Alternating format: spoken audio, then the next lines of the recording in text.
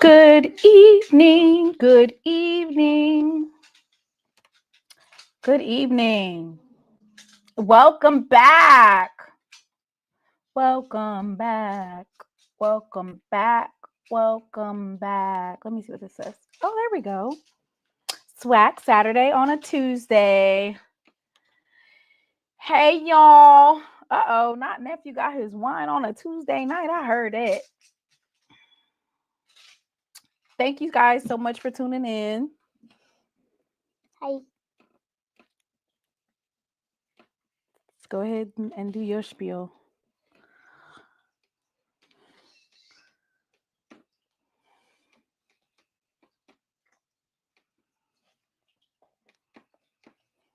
You don't have anything you want to say? You're just going to stare at the screen?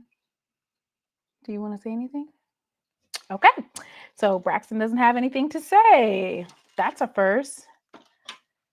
Oh, Whitley, they going to send that check. You know what? I actually don't have a 4K camera tonight. What happened is I accidentally left my camera in Missouri. I mean, not my camera, my light in Missouri. So I'm using the light that's usually like above me. So, but does it look at 4K? Okay. Hey, Miss Mary. Hey, Miss Whitley.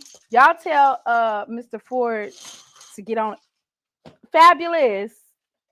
Is that $10 because y'all want to hear some music tonight, or you just blessing me? Is that a already putting it in the hat? Hey, Miss Dina. All right, y'all. We have a very, very early poll. Are we going to jump right into the meat and potatoes? We're going to talk about, so of course, I always open up the show with some non-HBCU topics. The two non-HBCU topics that I have for tonight is, of course, Shedeur Sanders will be starting as the Browns quarterback in this preseason game. That's number one. Number two was gerrymandering, basically. The gerrymandering case, or it's not a case, the stuff that's happening in Texas. And then the blowback from, was it California? Braxton, stop. And this is all because of the outcome of the Supreme Court case. And that Supreme Court case is actually based off of, I want to say, North Carolina. So, oh, Whitley, you said I look 21. Do I need to wear a ponytail more often? Okay. California and New York. Yes. So go ahead and take the poll real quick. And then that's what I'm going to start off with. I just wanted to thank everybody who reached out to me with words of encouragement and sympathy, empathy, just, prayers regarding the trip that I took this past week. I went to Missouri with my son, my grandmother, my great-grandma, Braxton's great-great-grandma. She turns 99 on August 11th. Just 3 days prior to my birthday. And so usually we go the week of, but I had some business to handle, and Braxton starts school on August 12th. So we went to Missouri early. And I don't want to be like a Debbie Downer. I'm feeling much better now. But my great-grandmother had 10 children, and all of them are alive. So she is 98, getting ready to be 99. And all 10 of her children are still living, the oldest being my grandmother, who's 81. And then it just goes on down, 81, 70. The youngest being like 60. And so, with longevity of age, you get to see and be around these folks for so long. And they, black doesn't crack. So my aunts and uncles, my great aunts and uncles are getting older. They don't actually look their age, but some of them, have early stages. Some are mid to late stages of dementia. So I've been toiling with that because that's not something that I've been privy to. But it was very pronounced this last time that we got back from Missouri. But Braxton got a chance to be around all his great aunts and uncles and some of his cousins. And so, it was a great, great visit overall. Braxton get a late summer break. My boy went back last week. The first week of August, I've always remembered that the first week that we would start was so close to Labor Day. It was like, why I didn't just wait till after? It was usually like a week before Labor Day and then they get a vacation. I've never known for school to start that quick. Anyway, thank y'all for that. So now let me see what the vote is looking like. Fabulous says she wants to listen to some stuff. Okay, y'all not even really worried about the non stuff. So it's 30, 30, 30 for Shador HBCU stuff and getting right to the meat and potatoes. That's what I'm saying, Whitley. All right. So it's like even keel. Okay. I think I'm just going to go ahead and so the first thing that I want to remind everyone of is before we start talking about other stuff. Let me see if I have it.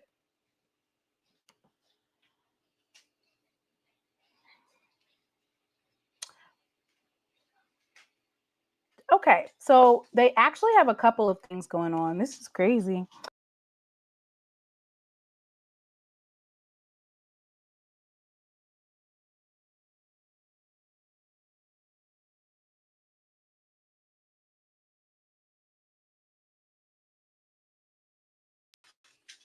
Sorry about that. I exited out trying to pull up the stuff. Okay. So it looks like we've got like a double whammy here. So on August 15th at the Mississippi Veterans Memorial Stadium, there is going to be a Country Boy Experience concert and block party hosted by Coach T.C. Taylor. And then immediately following, okay, so it looks like it's both together, I'm guessing. So next Friday, Bleed the Blue Fall Fan Fest. Come out and meet the Jackson State volleyball team, cross country, cheer, and the Jackson State football team at Veterans Memorial Stadium on August 15th from 6 to 8 p.m.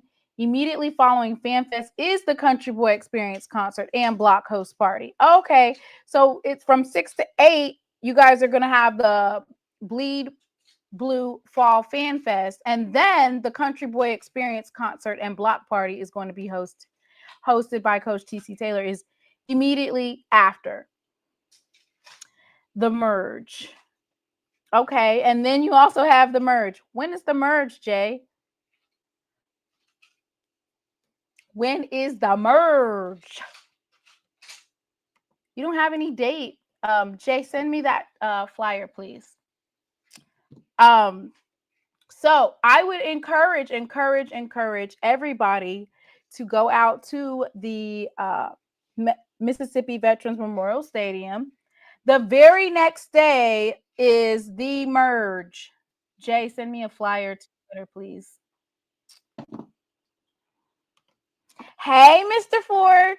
Hey, Mr. Muller, you doing all right? Hey, Miss Whitley, it's Dr. Nisha on here? Mr. Ford, you've abandoned your followers.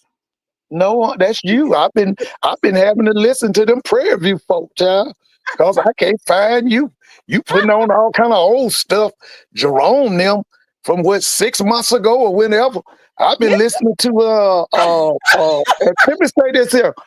I wish I could follow Prairie View because they talking so much, you know what, boy. They talking like them folks used to talk at Tennessee State back in the 70s. They better be able to back it up, though, That's what Mr. Ford. listen. I wish I could go to that Dallas game. You know, I want to see them run up in the Baton Rouge. I saw another game. I said, but hopefully I can see it on TV. Because if I had the money, I would follow behind Prairie View. All that talking they doing. Ooh, Talk. ain't nobody Didn't they talk used like to, that since Mr. Tennessee Ford? State. Mr. Huh? Ford, what is the old saying? Talk is what? She. I. I got to see can they back it up. Because let me tell you something. Now, you know about the Civil War, right? You know about the Civil War, right? Yeah. And one part of the Civil War, William Tecumseh Sherman came through Georgia. He went from Atlanta to Savannah, and he kicked you know what all the way through, right? That's how Lionel and their head coach talking like they just gonna tear up the SWAC. Ooh, they talking like they just gonna march through the SWAC now. Like they I just got to gonna see the run ball, through. huh? He can ready to get his welcome to the SWAC moment. Oh, I'm just listen. Mr. Mona. If I had the money, I would follow Prairie View. I'm talking about. I would try to go to their games in person. I got to check that schedule because I got to see them. You know what? I'm gonna watch everybody, but You can watch on SWAC TV, Mr. Ford. Have you downloaded the SWAC TV app? okay. I told my wife what we saw. It was something on there about the SWAC media day, and then it was the announcement, and then we kind of stopped. And I think she's gonna go back and do it again. But she did it on her phone. We didn't get around to do it on the TV. Yeah. So What do you have, got a Roku or what kind of? I think they have it on all no, of my them. cable system is Infinity. Oh. Yeah. Well, you ain't got no nieces and nephews that can put it on there, Mr. Ford. I'll find out. I'll find out. Because it's not Infinity.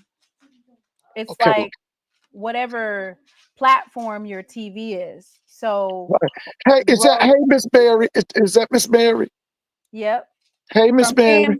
Miss Mary from FAMU. Oh, listen. How about them rattlers? How about them rattlers? So let me make this announcement, and then Okay. I'm gonna go back because you made me laugh because you said something smart about that old video that I put up there.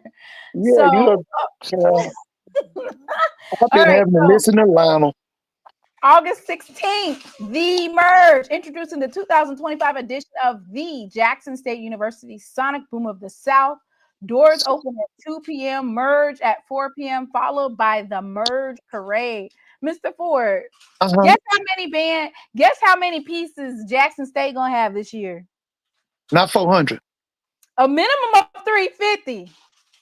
So y'all gonna be the largest black college band? I don't know, Mr. Ford, but I know this.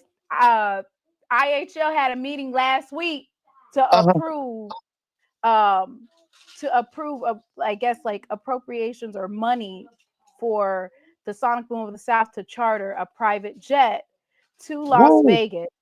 And they are chartered. I think in the proposal, it said 350 band members and 20 staff members.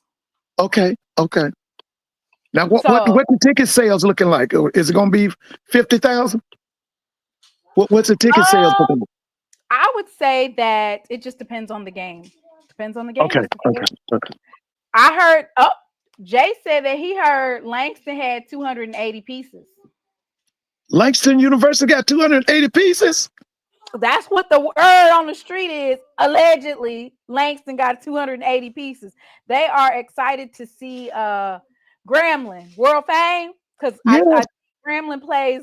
They said you better have your head on the swivel because Langston coming with all 280. Well, let me say this. Howard University, did you hear that? Howard University, did you hear that? Can we get 200 pieces at Howard University? Can we get 200 pieces at Howard University? Can we take 200 pieces to Miami?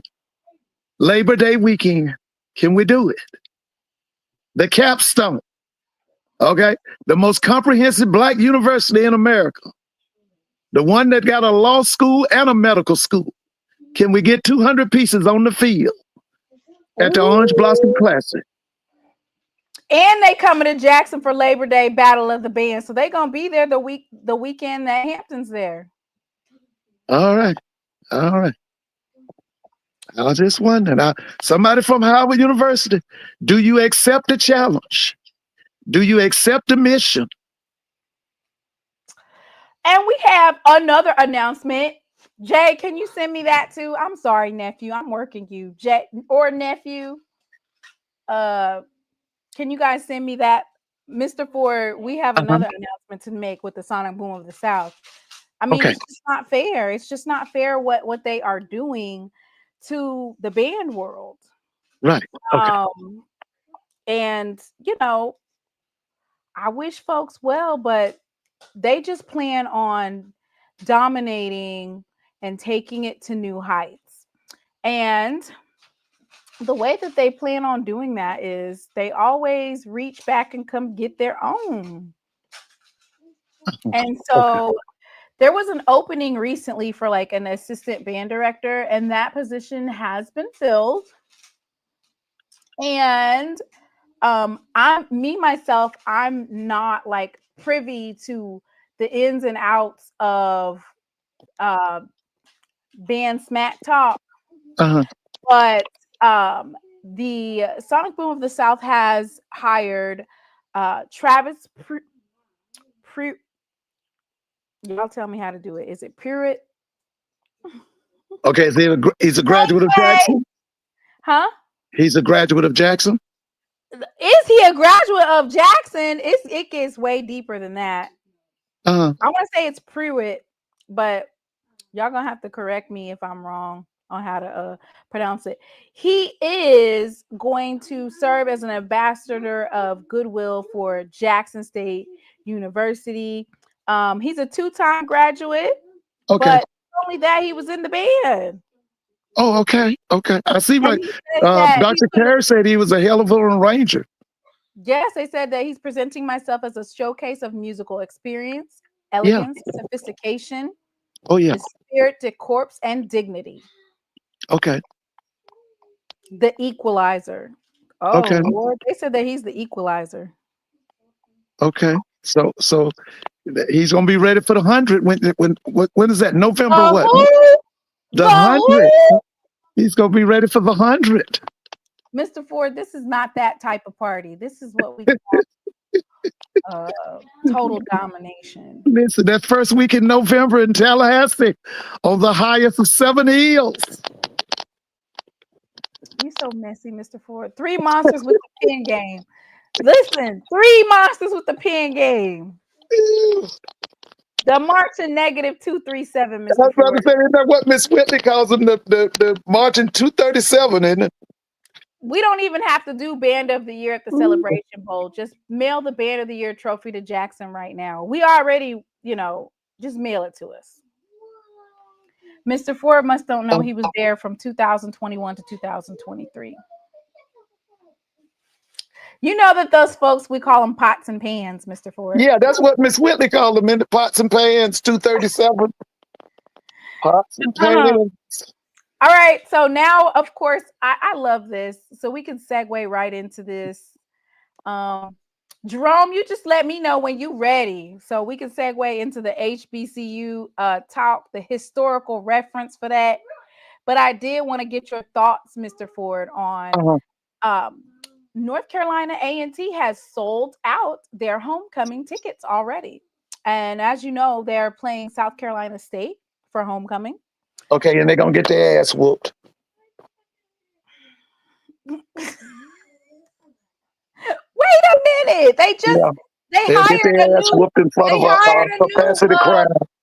They just hired a new coach, Sean Okay, Gill. but listen, did you hear what I said? They're going to get their ass whooped in front of a capacity crowd. Isn't that stadium called Truist or something? What do they call that stadium?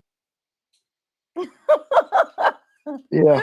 Chris said more like home going. I am done. Yeah. Why? Listen, you know who they bringing in? Chennis Berry, baby. You know what that means. Chennis Berry going to win today. That's not even the question that I wanted to ask you. I was trying to ask you about what do you think that they do not allow the other HBCU bands to come because they save those spots for seats. Wait a minute. They not gonna let South Carolina State's band come? No, they never do. Oh, that's awful. That's awful. Oh, that's awful. It's like become their kind of like their tradition. They don't do it at any of them. But you know, when it's an HBCU homecoming, one of the nostalgias of it is the band battle. Yes. They said no. Listen, before the game, during the game, and after the game. Zero quarter during the game and what we call it, fifth quarter. That's right. And they said that they should charge $100 a ticket. Because okay, they charging $100 a ticket? No, that they feel like they should. Some of the A&T Dave said that they should charge $100 a ticket. You mean competitive Dave, right? No, his name is A&T Dave. No, we call him competitive.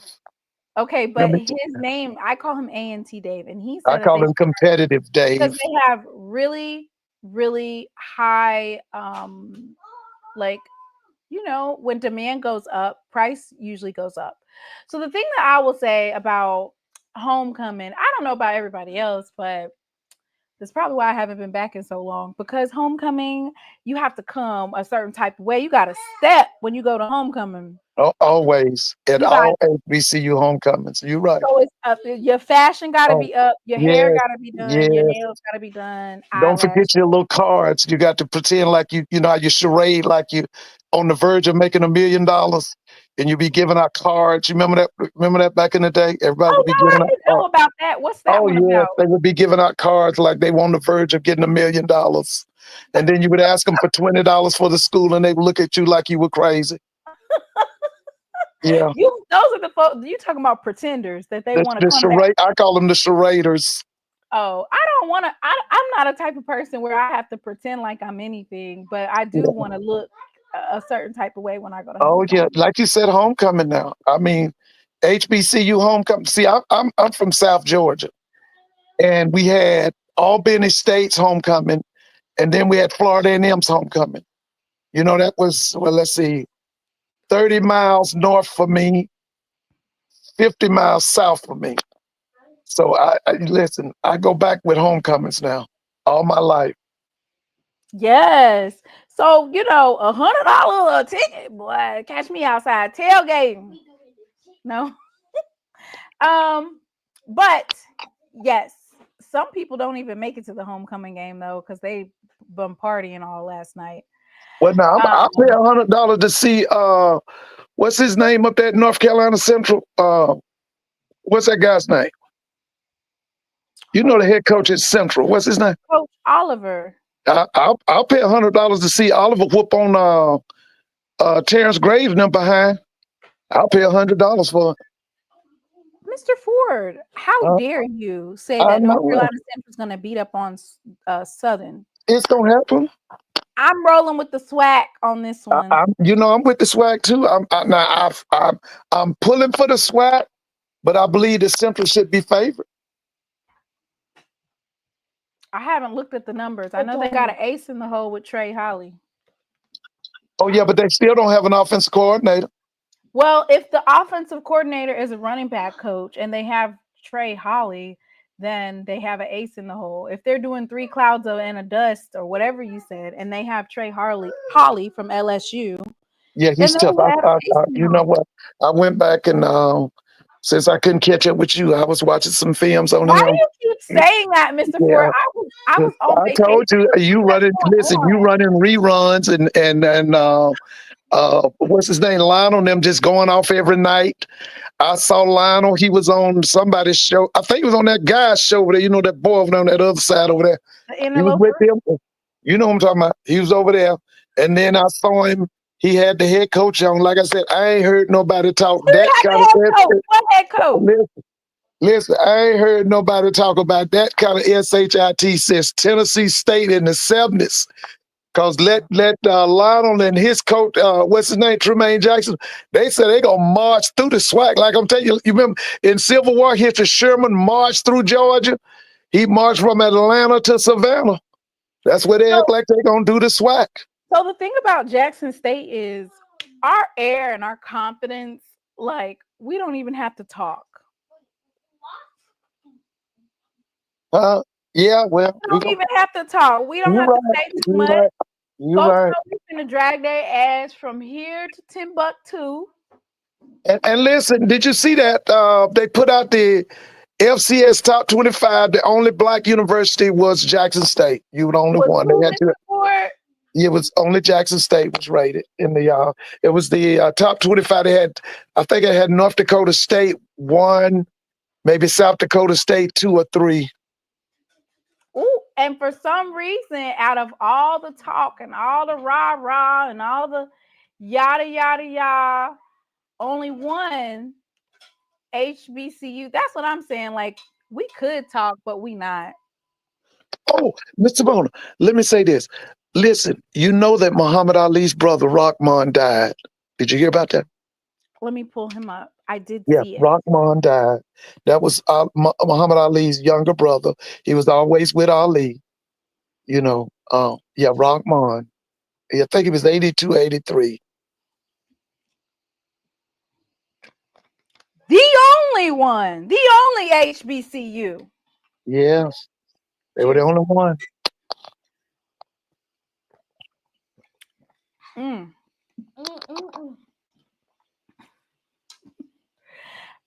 Let me pull that up. Yeah, Rahman. Yeah, that's Muhammad Ali's younger brother.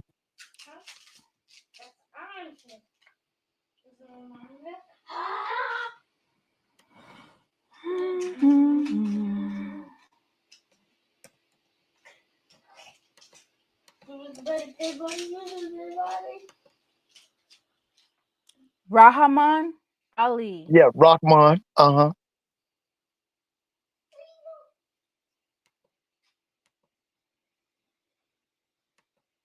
He died at the age of 82. 82. Okay. Yes. Yeah. Yeah. Rahaman Ali, Muhammad Ali's brother and former professional boxer, dies at the age of 82.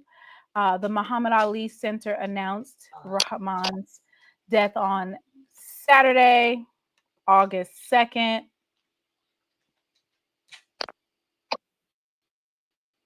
He was a professional boxer in his own right, and he helped Muhammad train throughout his career.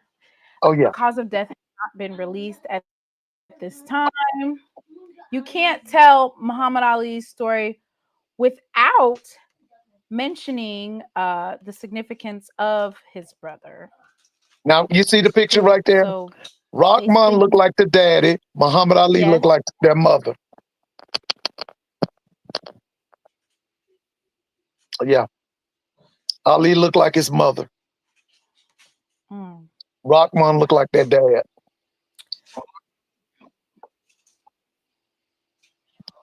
He was one of the most constant sources of support for Muhammad during his career. Yes, he was. Their relationship was a true example of what it means to be my brother's keeper.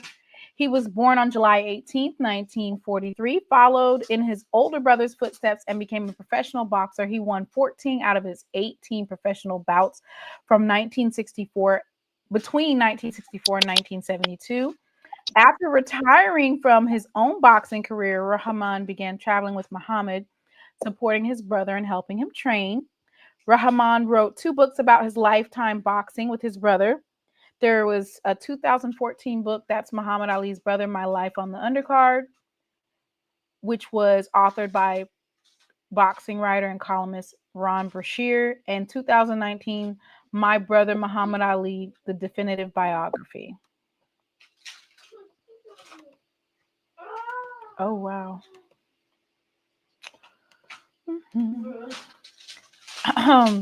It was crazy because it kind of related, but not so much.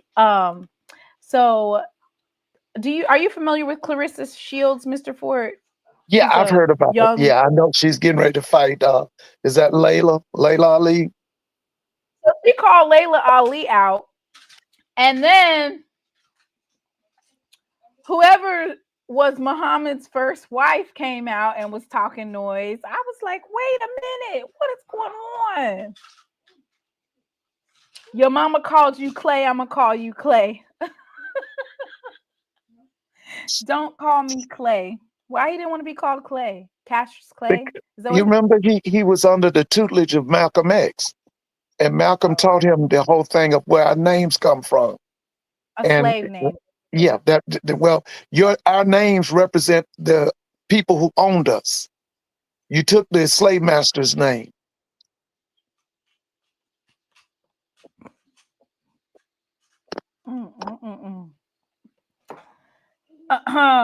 Ali is one of the few great boxers that was raised in a middle-class family. Most boxers come from tough upbringing. So, condolences to the Ali family. All right, Mr. Ford.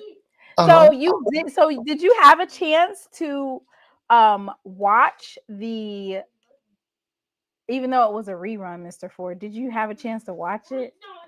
Okay, which one was that? The one you talking about your show? Yeah, I'm gonna I listened to some of it. Yeah, I did. I listened to some of it. So hopefully Jerome can come up and you guys can have a discussion about it in a couple minutes if Jerome's available. Because I really wanted your insight on it, but you didn't come through that night. Right. So I would like your thank you, Jay, for keeping me up to date. Jay is keeping me in line tonight. So, Mr. Ford, the Prairie View Panthers have a program update. There's an announcement. They will conclude their men and women's tennis programs effective immediately. They're cutting their tennis program? Yes. The decision supports long-term excellence, operational sustainability, and student athlete success. Thank you to our tennis student athletes, coaches, and supporters for your legacy of excellence. So they will be honoring their scholarships. They will be offering transfer support and counseling. So, Mr. Ford, what do you think about this? No, I love tennis. I play tennis a little bit. Now, I just love the game, and I play a little bit. Now I'm kind of hurt about that. I was really upset when when Kessler and Winslow killed the tennis program, and I was so happy when they brought it back. I was brought into tennis by a guy named Arthur Ashe. I saw a black man playing on TV, and that just mesmerized me. And then I fell in love with the game. I started playing. I had a cousin who I felt should have been a professional. He was a natural. He played at Grambling for 1 year, and then he came back home. But you spoke about how Prairie View, out of all of the SWAC schools, spends the most dollars for their athletic. Yeah, they spend $19 million. Yeah. So here's my thing. Here's my thing with, cutting the tennis program, which I have questions because you have significantly a lot more money to spend on your athletics, but then you decided to cut tennis. I would wanted to know, is this something that's only related to their school only, or is this a sign of things to come for the? Oh, it's a sign of things to come. Listen, it's a sign of things to come. It wasn't on your show, but many years ago, it was another brother. He was a capper from Jackson State. He had a show. He used to have me on his show. And one of the things I told him was that we were going to see the time when professional teams were going to go out of existence.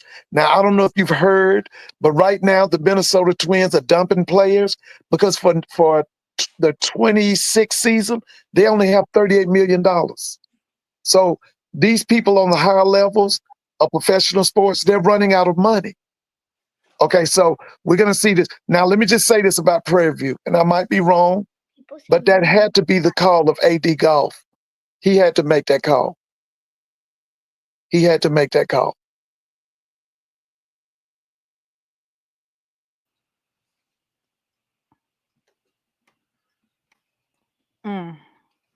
So G Boom said, did you have questions when JSU cut golf years ago?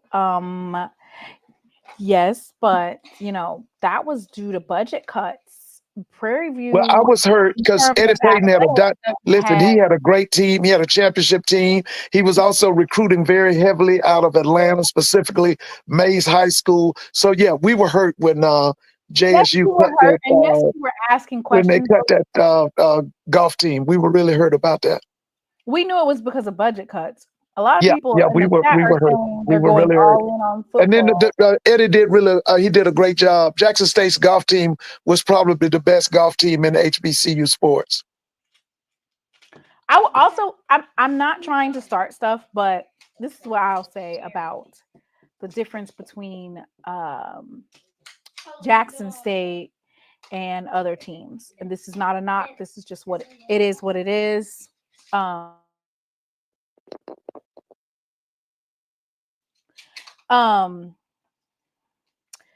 So a large percentage of Jackson State's budget literally comes from the revenue that we get from football. Oh yeah.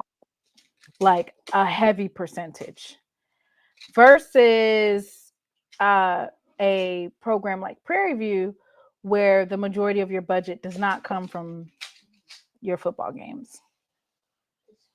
So, you know,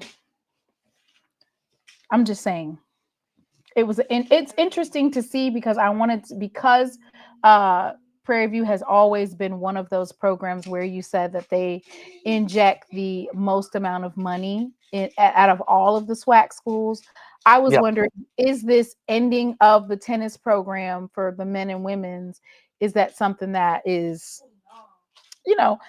because the SWAC as a whole, we are definitely able to market those non-revenue generating teams, especially now that we have SWAC TV and we have the ability to stream some of those games with sponsors. Like we have the ability to do that, but you want to be able to have a lot of teams with tennis to make that program, to make that sports competitive. And, you just don't want to see a whole bunch of teams dropping off certain sports. Well, let's just cut to the chase. How about you inviting AD Golf on your show? And let's ask him, why did you cut the tennis program? Golf, Mr. Ford. I talked to him SWAC Media Day. You what now? I already talked to AD Golf during SWAC Media Day. Did you ask him about him cutting the tennis program? I didn't ask him specifically about that, but that's what we want to ask him about. I did talk about how he has one of the largest athletic budgets in all of the SWAC. He seemed like he knows what he's doing in terms of he hired 5 coaches over the last 6 months or 7. 8 months. So I'm sure he has a vision. I think, like I told you, I think it's in his blood. I remember his mother. She was an athletic administrator at Virginia State, and at the Virginia State Trojans in the CIAA.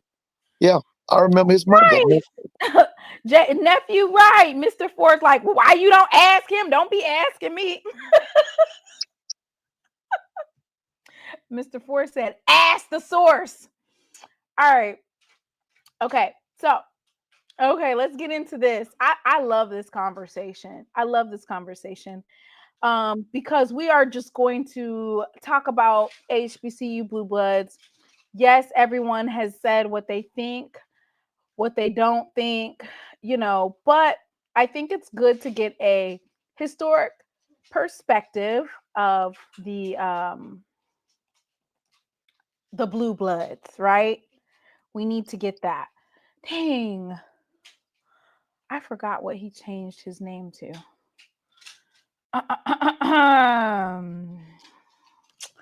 Mr. Ford, we're going to go over Bluebloods. So before we go over the, I guess it's kind of like an AI generated picture of what they feel like the HBCU Bluebloods are. Can you name for me the top 5 programs that historically you feel are HBCU football Blue Blood programs? Okay, you say historically? Yes. Okay. Number 1 has to be Tuskegee because they're the winningest program in HBCU history, football history. Okay. Number 2, Florida A&M. Number 3, Southern. Number 4, Jackson. Number 5, Grambling. You got to give me some more. You got to put Morgan State in there for what they've done historically. Can you please explain for us about what Morgan State has done historically? Because we don't know. Now when you go back to the first, if we start at the point of the 1900s until the 1970s, Morgan State is one of the premier black college programs in America. This is the program that gave you people like Leroy Kelly. Who else came out of that program? Man, there's so many.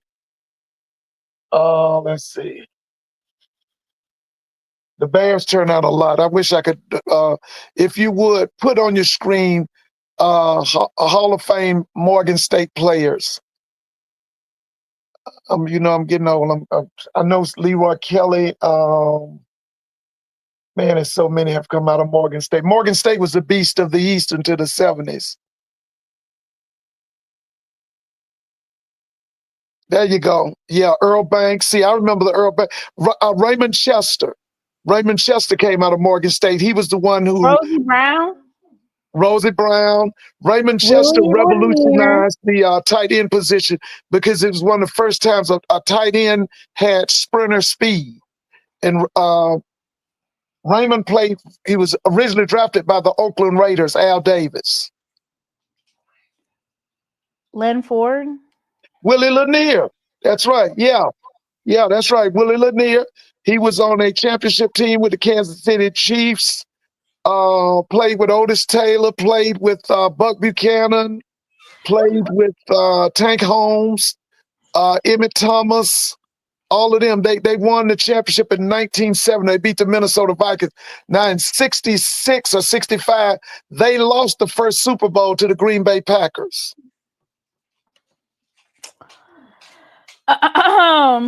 Okay.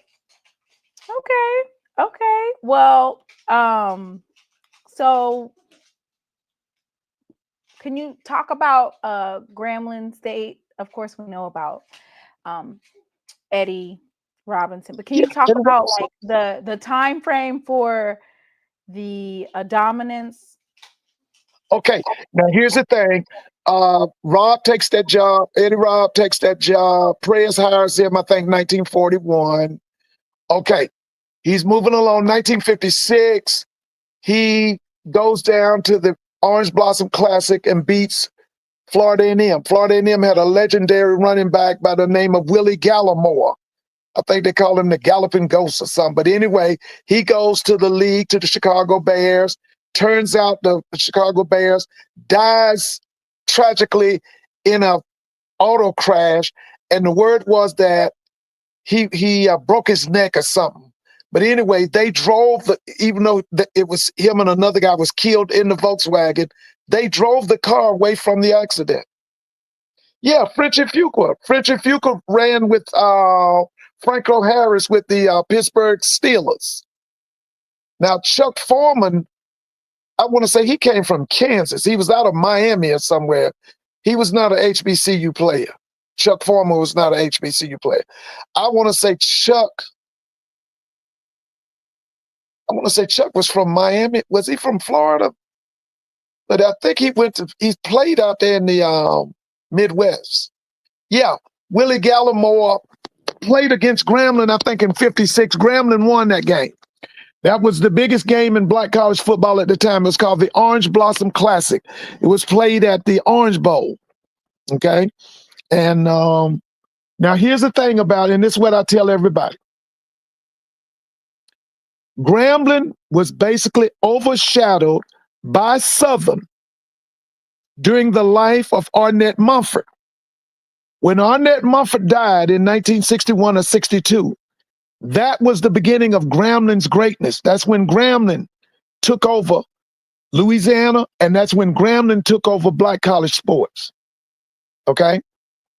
Now, I want you to always remember this. Coach Eddie Robinson always had problems with Jake Gaither. He always had problems with Billy Nix out there at Prairie View. Okay.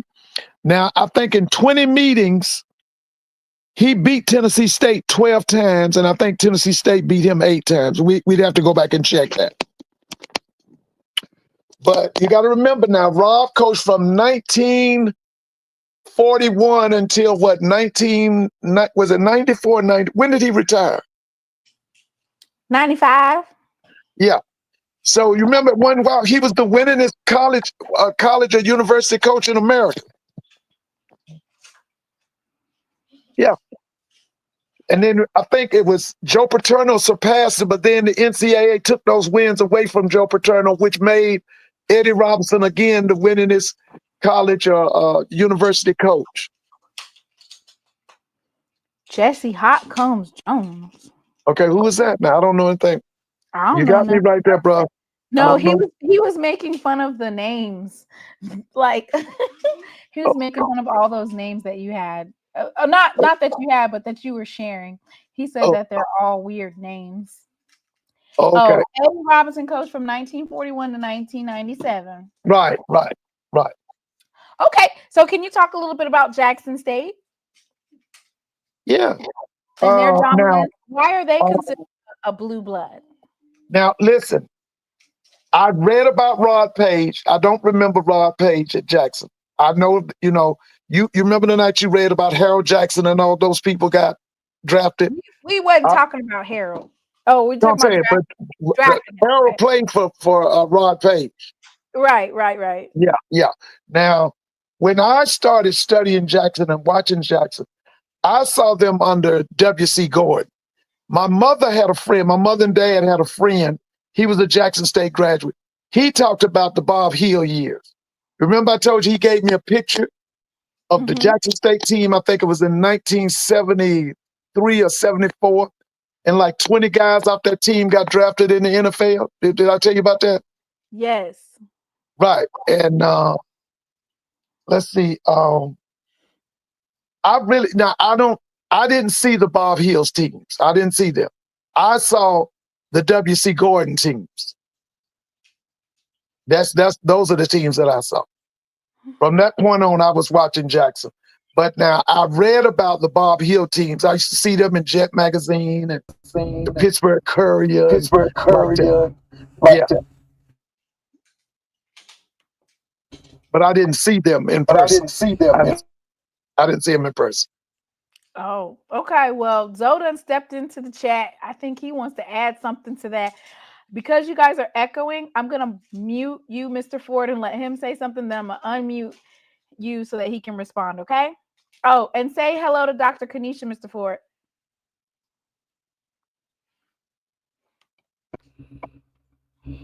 Mr. Ford. Oh, I can't hear him. Hey, Zoe, what's up? What's up? Can you hear me? You have an echo. Hold on 1 second.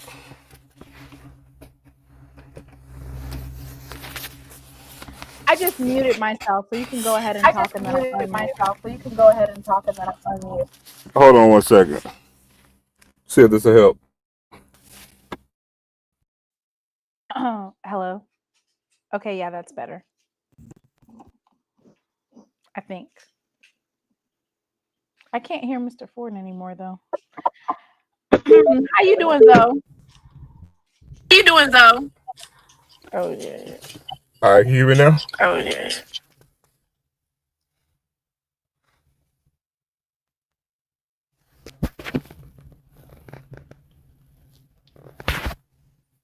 Can you hear me now? I can hear you. You just have an echo. You go ahead and talk. I'm going to mute myself. Okay. I was just going to get into the whole thing about Jackson State being a blue blood because I was actually going to address this on Friday. But when it comes to Jackson State, I heard Mr. Ford mention about, Rod Page, but Jackson State didn't have great success on the Rod Page. They have some,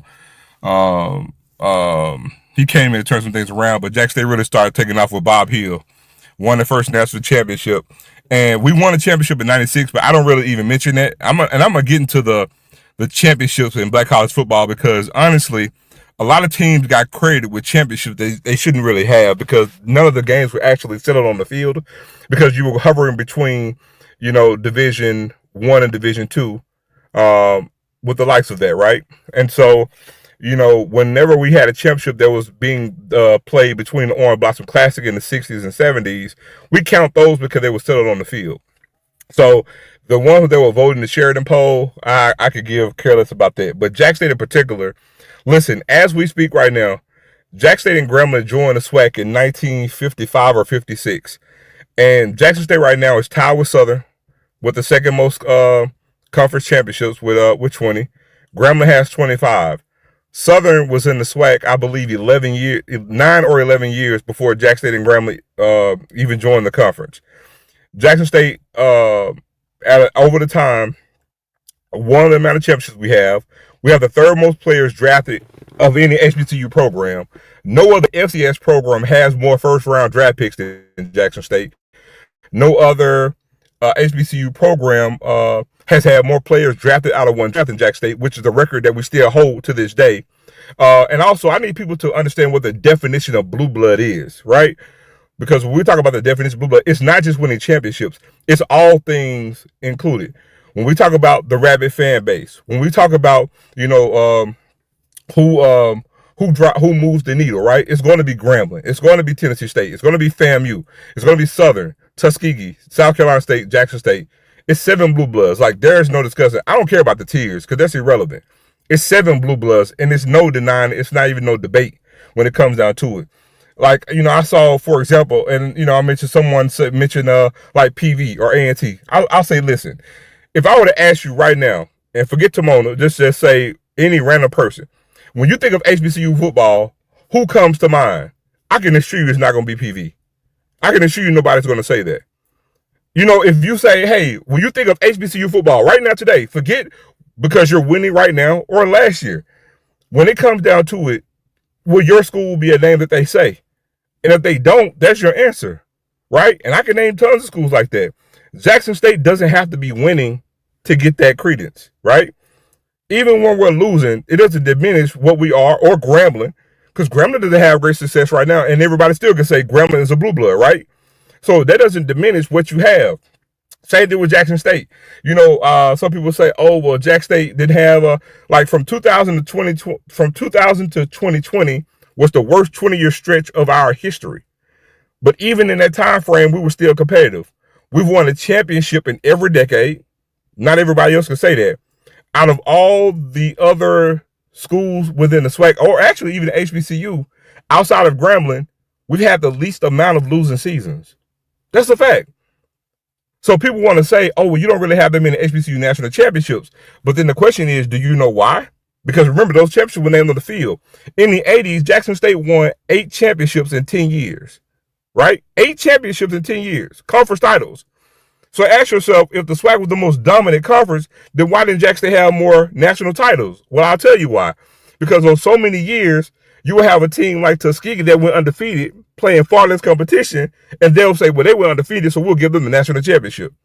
Also, FAMU is a blue blood, but let's call a spade a spade. FAMU has about 5 or 6 national championships that they shouldn't even have. I can point out certain years in the 60s where FAMU lost to Southern, lost to another team had a better record, and lost the head-to-head game, but FAMU still got the national championship nod. These are facts. So that's why I don't give credence to the Sheridan Bowl. So that's the reason why Jack State only has 3 national championships. So when it comes down to being settled on the field, because guess what? When we went and played FAMU in the Orange Blossom Classic, our first year we lost. The next year we won. We won a championship. So when it comes down to blue blood status, we have what we have. But I'm gonna shut up because I don't want to get too long with it. What up, Zoe? What up, Zoe? What up, Wayne? Hey, man. Hey, man. Listen. What up, everybody? JSU Nation, what up? What's good, everybody? Hey, Wild Wayne. Okay, we got Wild Wayne to the chat.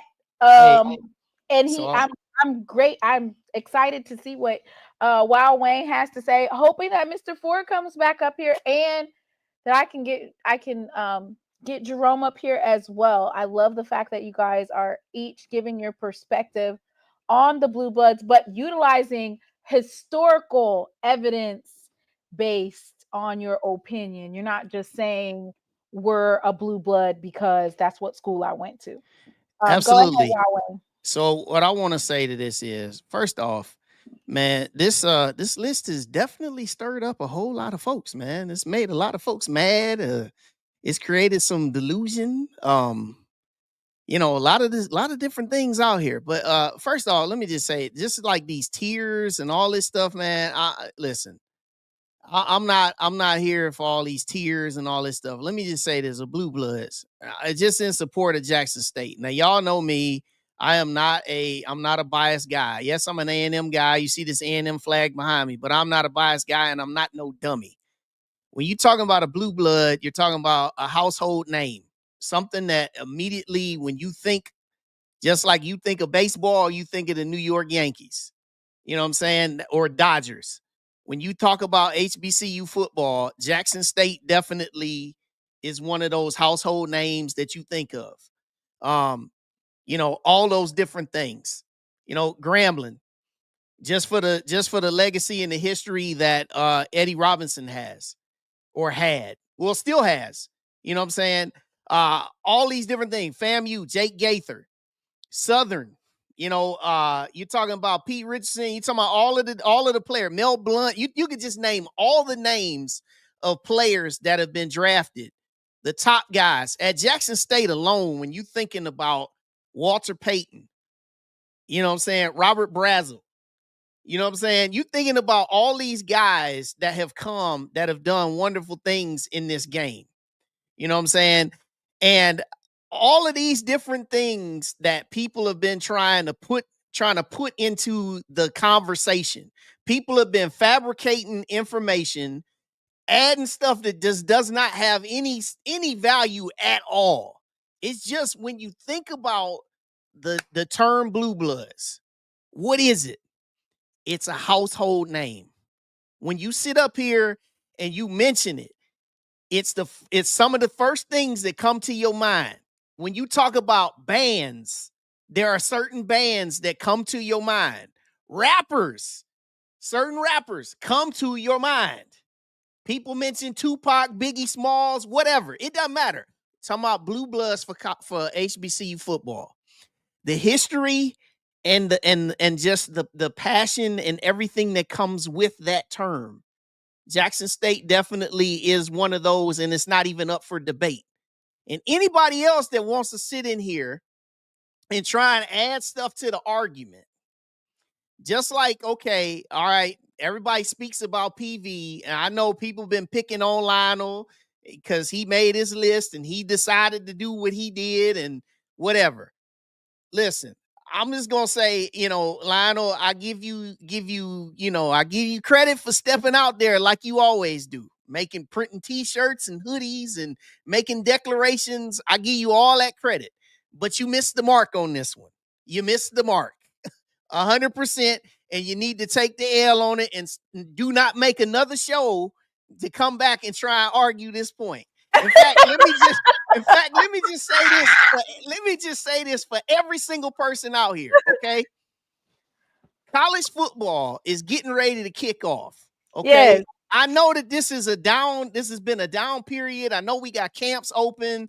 It's an exciting time about football. Every single year, somebody got put some crap like this out here to try to get the masses stirred up, okay? And then people just gotta whatever. They can't help themselves. They gotta go make some content.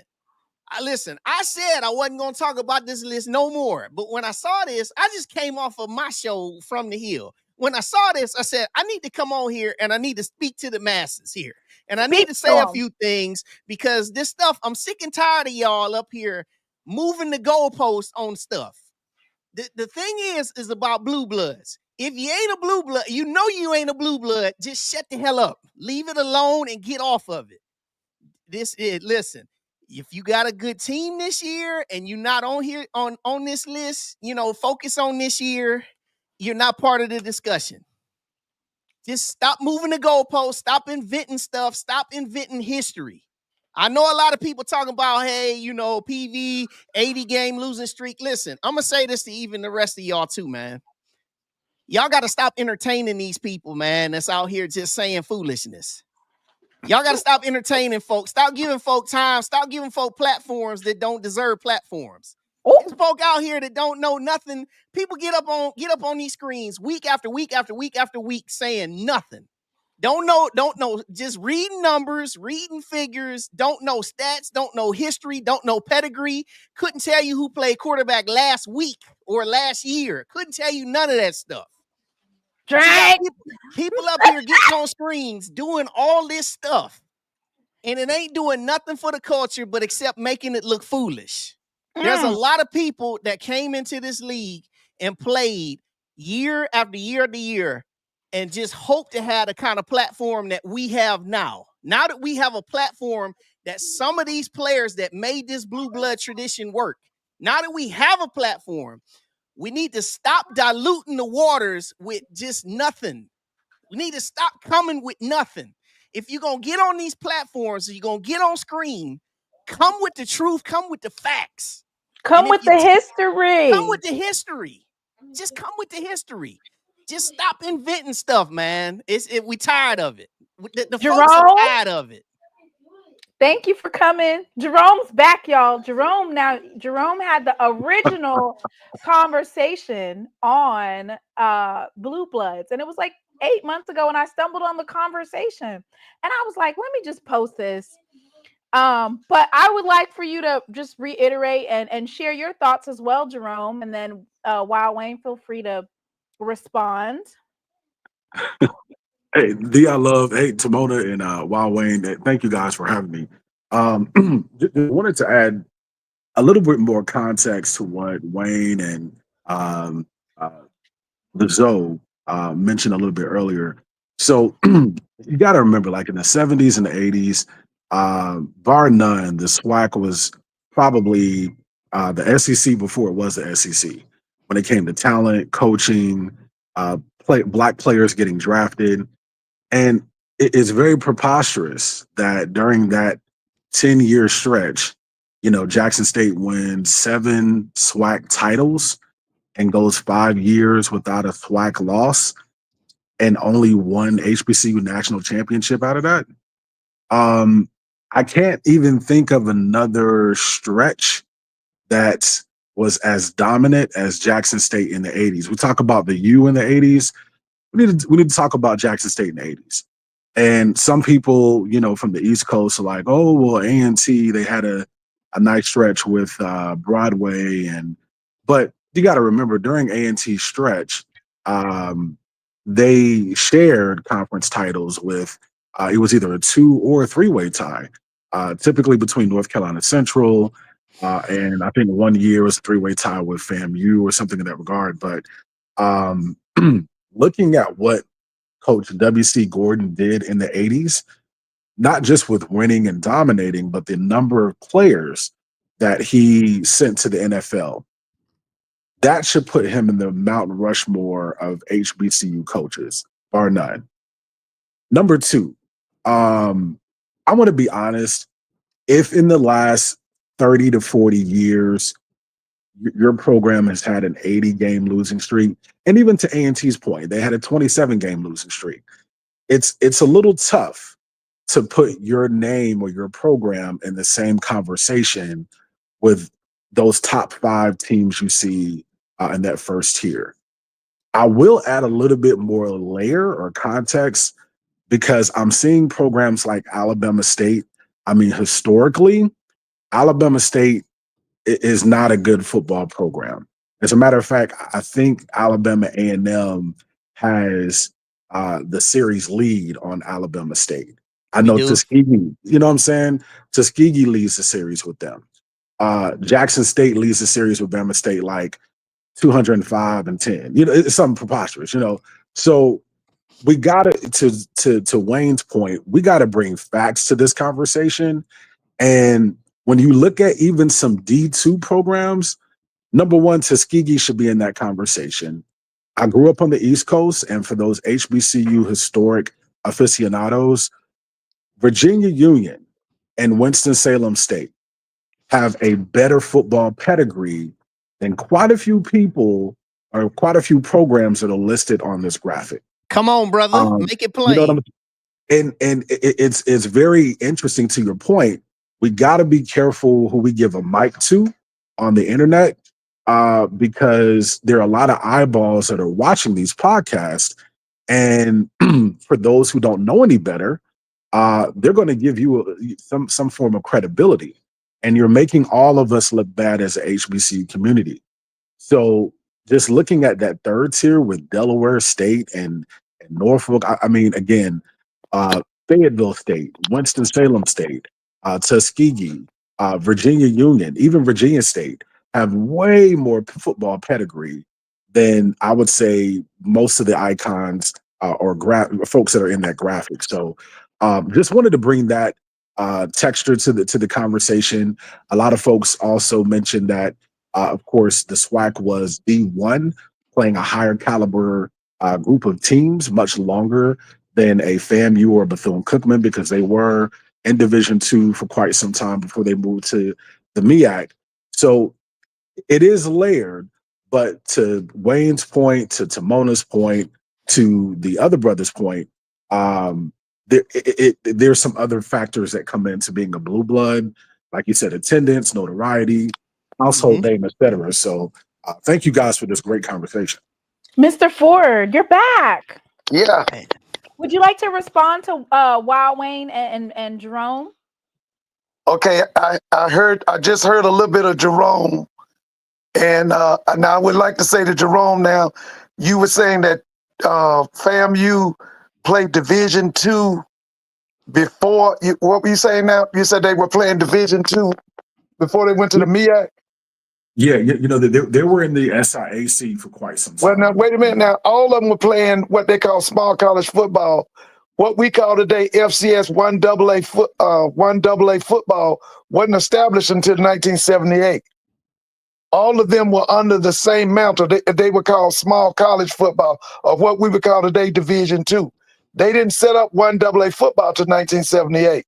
Now here's the thing. Starting, I think, in the early 30s, FAMU would bring in who was supposedly the top competition in the country. You would come to Miami. Now, originally, the Orange Blossom Classic, I think it started out in Jacksonville, I think, and then went maybe to Orlando and then to Miami. But they would bring in the top teams around the country. You would come to the Orange Blossom Classic, and you had to play Florida A&M because Florida A&M was seen as a perennial power. So when you say that they were playing small college football, that's not true. They played some small schools, but they also played the big schools too.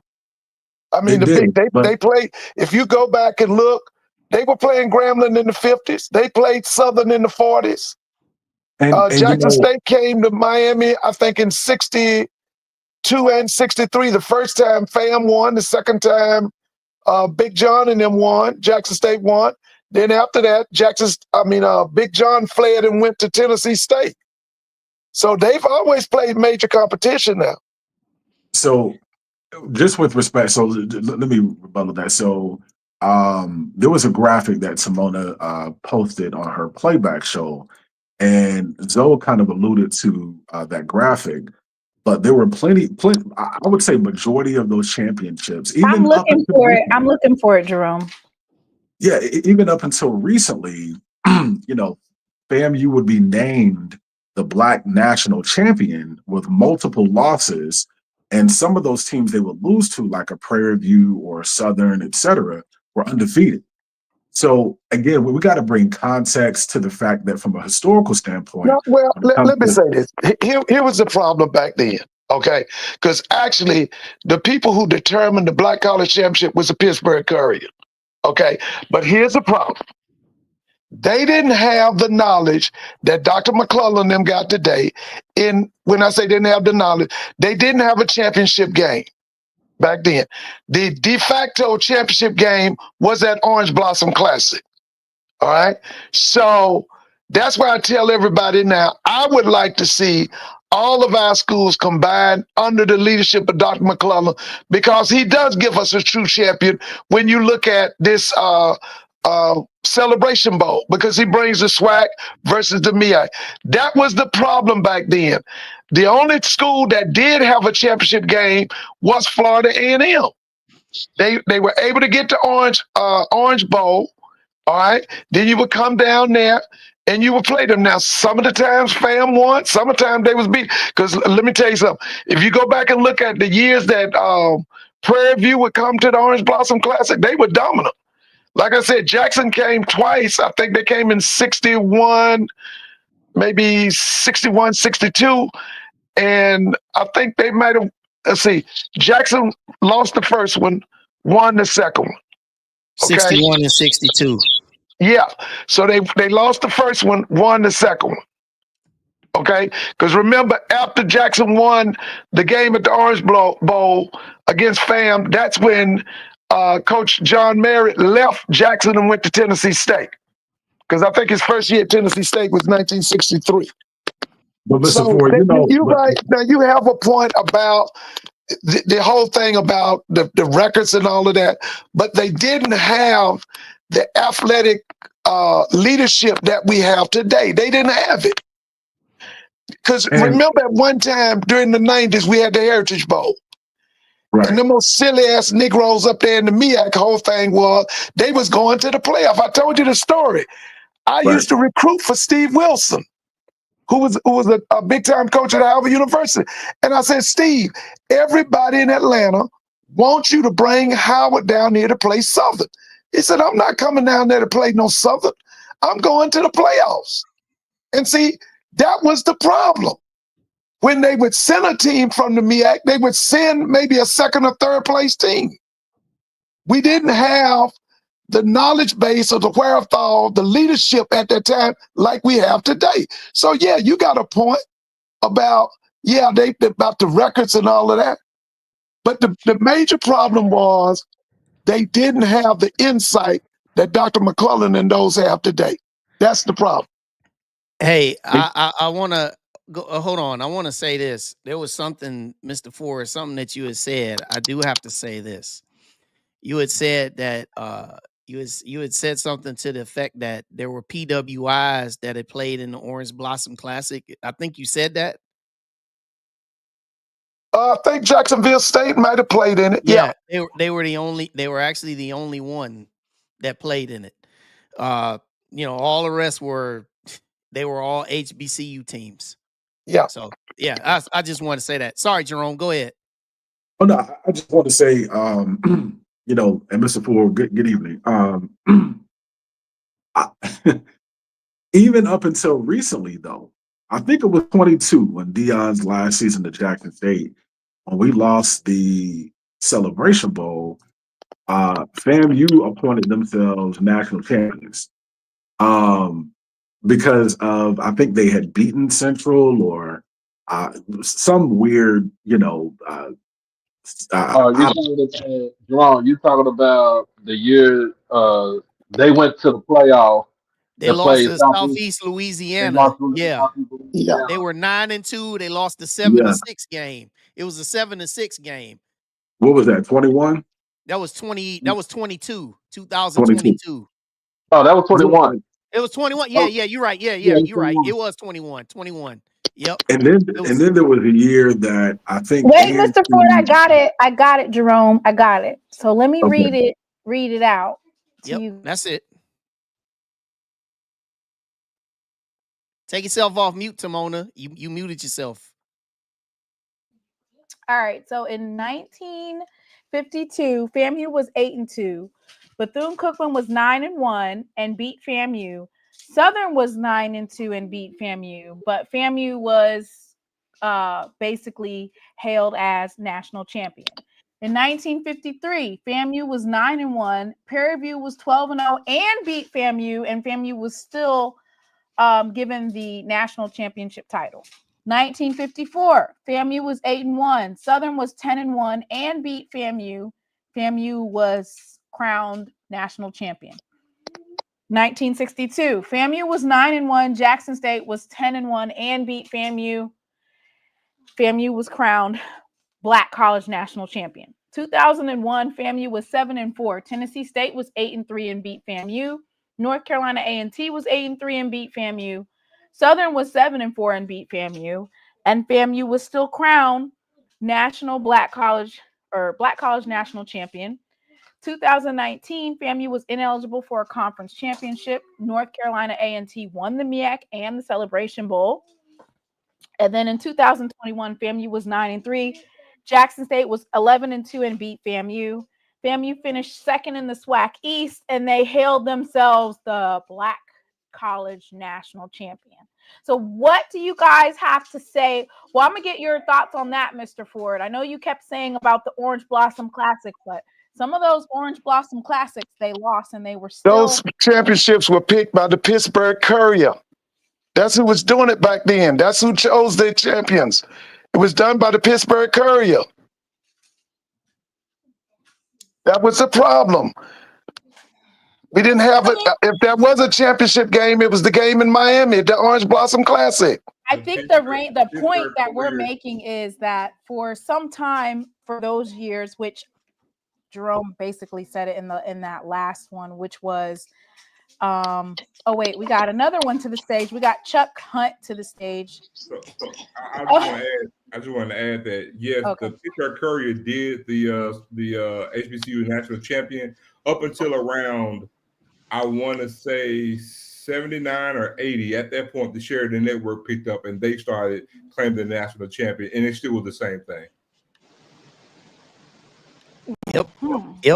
So I just want to say one thing, and then I'm gonna get off because it's awfully, my time's well spent. It's awfully late up here, but I want to say this.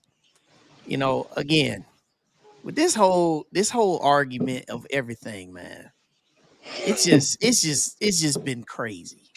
And one thing that it has done, it's exposed a whole lot of folks.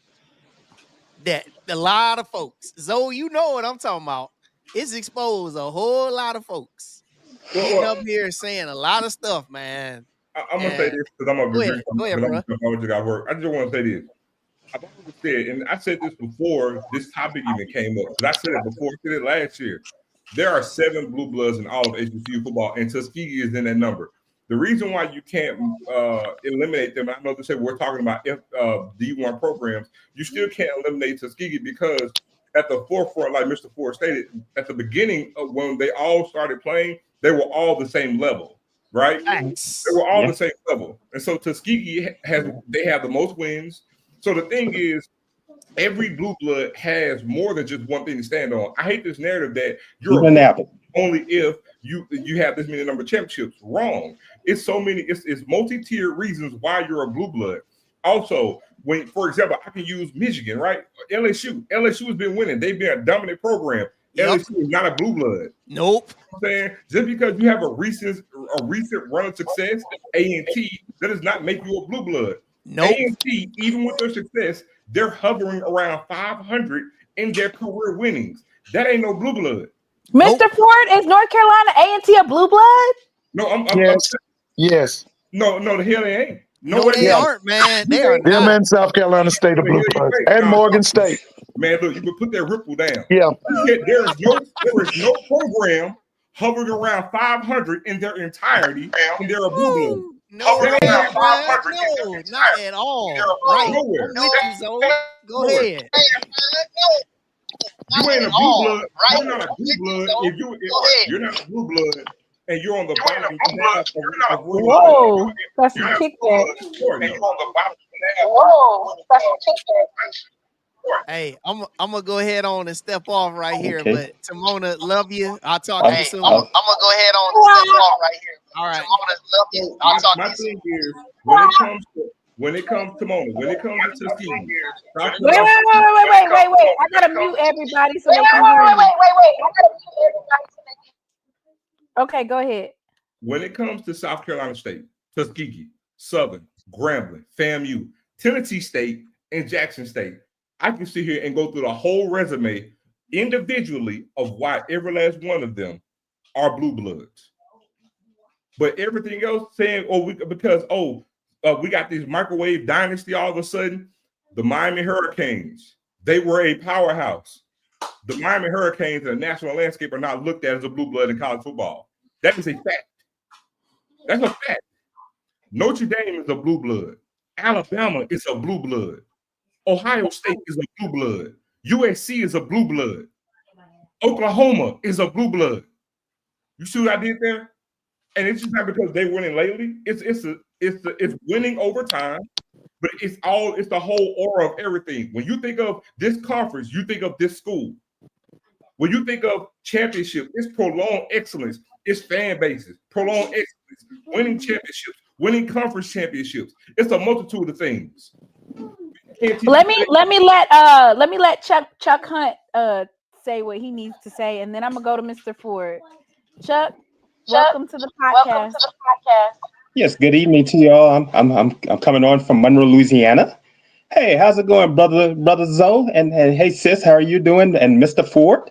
Yeah, I was just chiming in what you all just talking about. That's something you think we're talking about Jackson State and Grambling when they joined the conference. Yeah, you all joined the same year, 1958. That's my parents' alma mater, Grambling. That's 33 miles west of me on Interstate 20 from here, and on exit 81. But yeah, see what happened. People don't know Grambling and Southern did not play each other for 11 years. Yeah, because in 1947 they had a fight because when Grambling finally beat Southern, you know, Arnett Mumford had a powerhouse at Southern, and Coach Eddie Robinson was a young coach. He couldn't beat Coach Mumford, and when we finally beat him in 1947, they had a bench clearing brawl, and they stopped playing each other from 1947 and until they started back playing each other in 1959 when Grambling had become a member already of the SWAC. In 1958, the same year that your all's alma mater became a member in that year, in 1958 and 59, is when they continued playing Southern again. They've been playing each other ever since. You know now you had the Bayou Classic, and by the way, the Bayou Classic, it started in 1974, and that's when that came into at Tulane Stadium, and then to the Bayou Classic at Superdome started in 1975. The year I'll be 50 in November. But yeah, that blue blood conversation is like my late uncle said, my father's brother said, it gives me a swimming in the head. I couldn't make it. I just kind of sat back against, and man, I'm gonna just sit there. I don't know what they're talking about. That's what it was for me. You all. So Chuck, wait, let me ask this. I'm gonna ask Mr. Ford to do his rebuttal. So Chuck, who do you think the top 5 to 7 blue bloods are in HBCU football? Top 5. Ooh, that's a strong one there, sis. Ooh. Because the top 5, automatically people are going to go on to say Grambling, Florida A&M, and these programs, Tennessee State, and they're going to be putting those names out there. It's just hard to say. It depends upon how things are being looked at, and that's something that Zoe brought up, the history, talking about Tuskegee. You sure can't leave them out because Cleveland Abbott had a legacy there at Tuskegee. You sure can't leave them out. Yeah, that's one of the oldest programs in HBCU history. Mr. Ford. Oh, I'm gonna mute you, Chuck, because you have a little bit of an echo. Mr. Ford, can you do you have a rebuttal, or do you have something that you want to clear the air with your historical knowledge and your thoughts? And then I'm gonna go to Doc. No, you can go to Doc, but I'll still say that when you look at it historically, yeah, Morgan State would be a blue blood. So would A&T and South Carolina State. Those 3 would be blue bloods. Yeah. Explain why, Mr. Ford, so that people can Now, know. like I said, for Morgan State, if you look at from 1900 till about 1970, they were the beast of the East. They were turning out big-time players. They were winning championships. They went a number of years undefeated. Okay, just like many of the other black schools, they were hurt by what we would call integration. They were not able to get the top-tier black player anymore. That's why their program went down. But if you look at, like I said, from 1900 to 1970, those people were dominant. They didn't call them the beast in the East for nothing. South Carolina State's program under Willie Jeffries, Buddy Pugh, those people are blue bloods. Coach Davis, the team that you were talking about the other night with Charlie Brown and them, I think they won that MEAC 3 or 4 years in a row. Yeah, they blue bloods. All right. Okay, and okay, we already went over Grambling. When you said Tuskegee is the most winningest football program in HBCU history. Hang on, Zoe. I got you, Zoe. Jackson State, and of course we know about their various dominance. We acknowledged about the Pittsburgh Review and how they just basically kept on picking FAMU. But FAMU still does have some good history, right, Mr. Ford? I told you before, they went 80 years and only had 12 losing seasons. That's a dynasty. Hey, Timon, I want to add a little bit of texture, if I may. Yes, please do. Please. So, myself and Mr. Ford, we talked about this before. Outside of just the HBCU Bluebloods, when Mr. Ford mentioned the 1900s up until present, we got to take into account that there was a lot of classism when it came to HBCUs, and there were three tiers. I would say the first tier is that private funding type tier with Hampton and Howard, et cetera. The second tier would be those land grant schools. And then the third tier would be those schools that were teachers' colleges. When you look at all three, there was a huge disparity when it came to state and federal funding between those three, as well as private funding from some of those big private families like the Mellons and Carnegies, et cetera. There was only three HBCUs in that history, 125 years, who were able to pull themselves up by their bootstraps, who weren't, private, who weren't land grant, and they were able to grow and build solid, dominant powerhouse football programs. And that's Winston-Salem State, Grambling, Jackson State. I think that when we're talking about true blue bloods as well, that has to be another layer to Grambling and Jackson State, because we weren't getting the type of additional funding from being a land grant school or from those private spaces like the Morehouses and Spelmans, et cetera. We were not looked at as those quote unquote Black Ivy type schools. So we have to give extra credence to Jackson State and Grambling for building something from the ground up and being sustainable from a very long time. So I think that's another layer we got to look at as well. Okay. Doc, do you have anything that you want to say? You're on mute. Let me see. Oh, okay. Zoe, you wanted to respond. You had your finger. Oh, wait. Doc is. No, Doc, man. I'm just gonna say this. To me right now, it's all about what have you done for me lately. What have you done for me lately? that's not what Blue Bloods is. That's not what Blue But Bloods. I'm just saying in a sense, because people talk about all these blue bloods and stuff like that. You being a blue blood, you was talking about you a blue blood in the 40s and the 50s and stuff, but you ain't done nothing in the 70s, 80s, 90s, or the 2000s. What have you done for me lately? Because this is a win. Because this is right now. You gotta be honest with it's win now situation. Okay. But Zoe, you got it. Wait, Zoe, you're muted. My bad.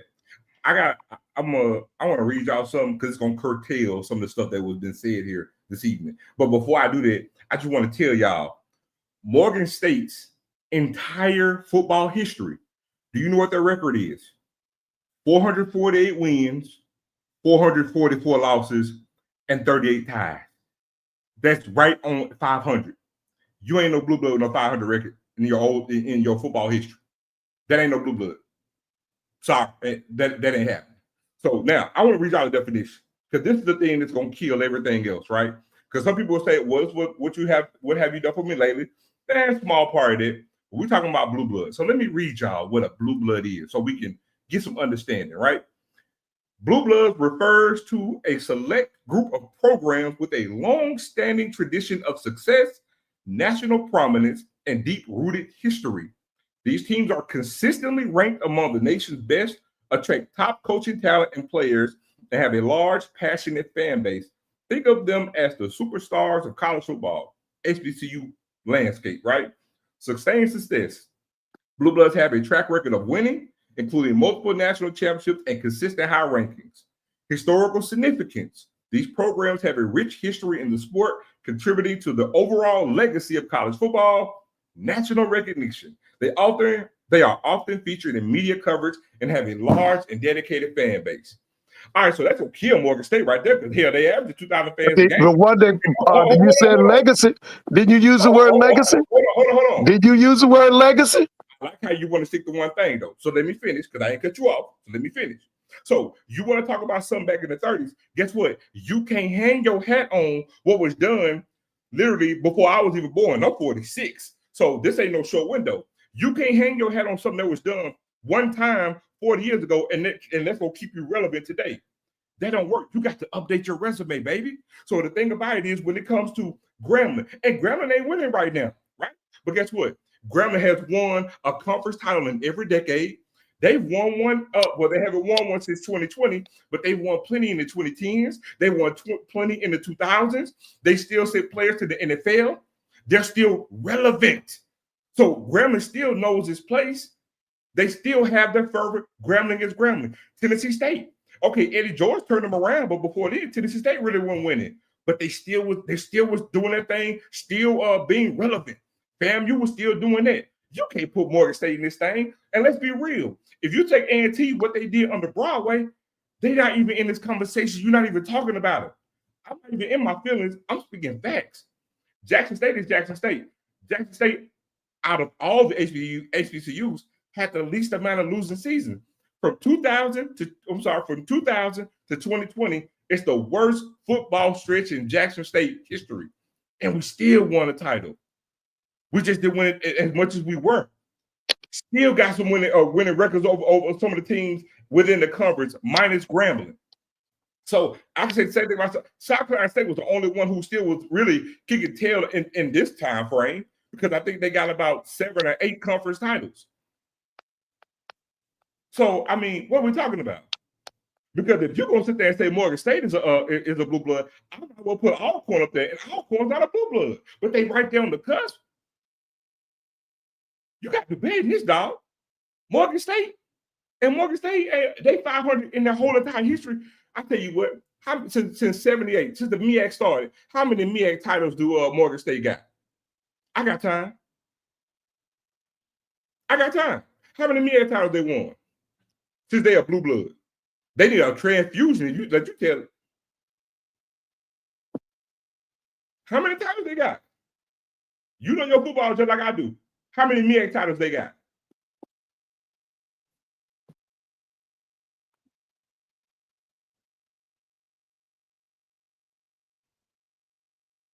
Mr. Ford. Yeah, Lee Hall got one. I know he got one. I don't have it right in front of me right now. Well, hey man, one is a lonely number. Yeah. Well, yes, that's one of the longer. But like I said earlier, that program, like many of the black college programs, were knocked off the pedestal with the coming of integration. Yeah, coming into the 70s, yeah, Morgan State's program went down. It did, no doubt about that. All right, but like you use the word legacy. You know what that means.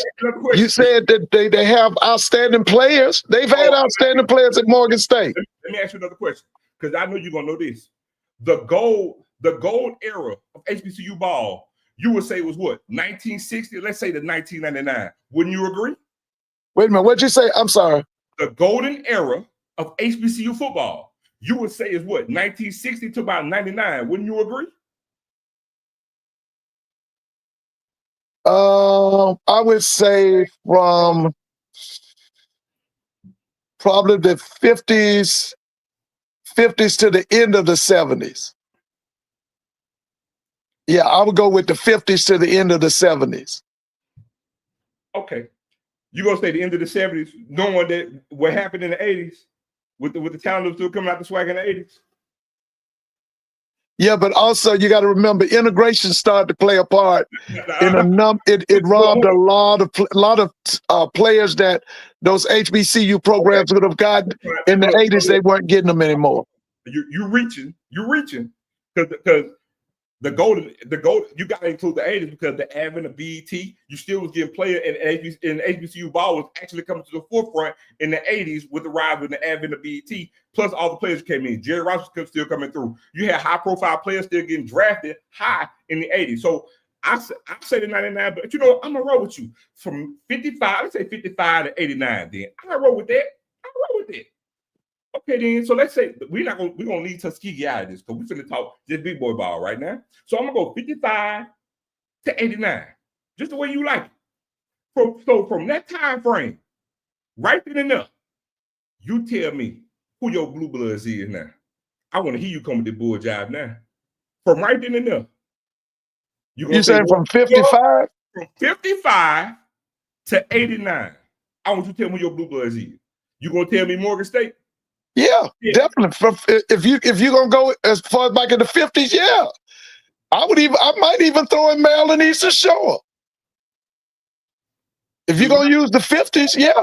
I think I would say Maryland Eastern Shore. At that time they were called Maryland State. They were called Maryland State. But we're talking about from 55 to 89.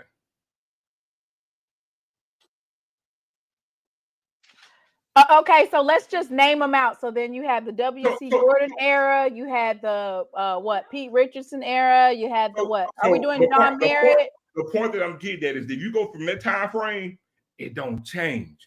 Tennessee State is still there. Jackson State is still there. Grambling is still there. FAMU is still there. South Carolina State is still there. See, the thing is, he putting it all just solely on who won. That ain't it. Because here's the question. If I ask all y'all, I told you earlier, if I say, hey, you don't know about HBCU football, if I ask you about HBCU football, who comes to mind? Ain't no damn Morgan State. Ain't no damn Maryland Eastern Shore. It's going to be Grambling. It's going to be FAMU. It's going to be Southern. It's going to be Jackson State. I'm sorry, what'd you say? Tell us about Maryland Eastern Shore. Like when you're saying, okay, if you're gonna go back to the 50s, that's they had a legendary coach, Skip McCain. I think you have to look up. His name is Skip McCain, and then after him, I think that guy was named. There was another coach after him. They had all those players that appeared in the Super Bowls. Like I said, now if you're gonna go back to the 50s, yeah, I would say that they were blue blood.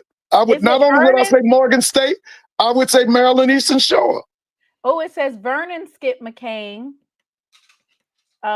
He was inducted into the National Football Foundation Hall of Fame in 2006. It said that Vernon Skip McCain excelled in a big way on a small and overlooked stage at tiny Maryland Eastern Shore. It was Maryland State at the time. He produced both winning teams and pro football players with an enrollment of less than 1,500 students. McCain was a humble man who never cussed or mentioned church, but he produced a big win, .816 win percentage, exceeding all but 8 coaches in the history of the game at the time of his retirement. McCain came to the village of Princess Anne, Maryland from Tennessee State, where he was head basketball coach and the top assistant football coach. Yeah. And then there was a coach after him. When McCain gave up that job, there was another guy that came in who was from South Carolina. I can't remember his name. I can't think of his name. It does say that McCain's teams were formidable. Legendary coach Eddie Robinson of Grambling learned that McCain's teams were formidable. The Hawks won all 4 meetings, outscoring the Tigers 87-20. Oh, wow. So he was beating up on those Grambling State Tigers. Yeah, they were and the other thing that the article didn't tell you, they too would go up north and play integrated games. They would go up north. Sometimes they would go to New York and they would play against PWIs up north. So, hey, come on. When Maryland Shore will play, you know who was throwing their side? Who? Earl Banks. So this is say they didn't have some success or they weren't winning. Morgan State was the more powerful opponent. But even then, it won't sit there and say, oh, they're the blue blood. If you look at over that whole duration of time, they had the success mostly in that's why he want to say the 50s, the 40s, the 30s, 40s, early 50s. But we can't use that and discredit the 60s, the 70s, the 80s. Because they voted their team, I want to say like in 75, 77, right? But then again, Morgan State, what were they doing? Because Earl Banks' last thing I believe was in 73. And Morgan State got one conference title since then. So tell me how you gonna sit there and say you're a blue blood, you won one conference title since 73. Because of the word you use, you said legacy. You used the word legacy. Okay. You want to harp on something that you did, but you hadn't updated your resume. So again, how you a blue blood, but you ain't won in over. I'm 46. I'll be 47 next month. You ain't won a conference title in literally probably since I've been born. Well, one. You got no, one. That's not true. That's title. not true. They won it. They tied one year with A&T and Central. That was when Lee Hall was the coach. They won, and then they went to the at that time the 1AA playoffs or the FCS playoffs. So they've won it in the last 40. You said you 46, right? I said they won one since I've been born. Yeah, but they won one. And you just said, I said they won one title since I've been born. One in 47 years. Well, actually, I'm 47, so they won in 73 and won again sometime since I've been alive. One. That ain't no blue blood, bro. And then you talk about a three-way tie for first place then, which is so MEAC-ish, by the way. Ooh, is that shade? Not the three-way tie being that. So you proving my point. You're proving my point because legacy is not the only metric. So again, if anybody thinks about HBCU football, ain't nobody. You were the ones that started at 55. Didn't you say that? Didn't you say let's start in 55? I said the golden. I said was from 1960 through 99 is what I said. You said 55. I didn't say. I didn't give a number. You gave it. Oh, you know people can rewind this, right? I literally said from 1960 to 1999. Okay, so let's move on from Morgan State. Because that's just you guys are. Mr. Ford's not budging. He said that Morgan State and but come on, let me say this. Maryland Eastern Shore is a blue blood, and you're saying it's not. Let's talk about the rest of these teams over here. But let me say this one part because I'm going to jump off because you know I've been saying whether it was you and other people about I would replace Jackson. I'm like, look, Jackson plays solidified. No other HBCU has more first round draft picks. No other HBCU has the fan base. No other HBCU has more top 10 picks. Not only do Jackson have the more first round picks, Jackson had multiple top 10 picks. No other HBCU can say that. No other HBCU can sit there and say they've had 11 players off one team drafted in a single draft. Also, in this new era of college football, Jackson had 2 draft picks back to back. When's the last time any outside of Alabama State? When have you ever seen a first round draft pick in this since 2000? Rarely ever. So Jackson HBCU most first round draft picks. We got the 3rd most draft picks overall in history. We got 4 Hall of Famers. Should have 6.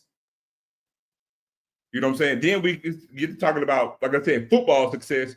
Man, we came in the same time with Grambling. We're pacing with them. We're tied for 2nd most conference championships.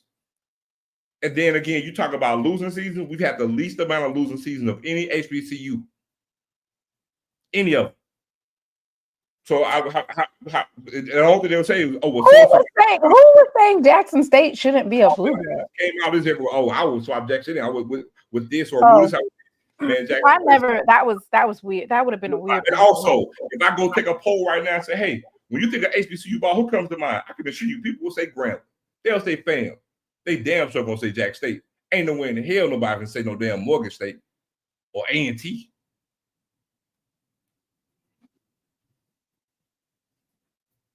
I'm out. Jerome, do you have anything to say, Mr. Hunt? You have any response to that, Mr. Hunt? It's hard to follow what Zoe just said. This is an interesting discussion. It's going to be mixed opinions about this when we start talking about Bluebloods. It's kind of like someone talking about what's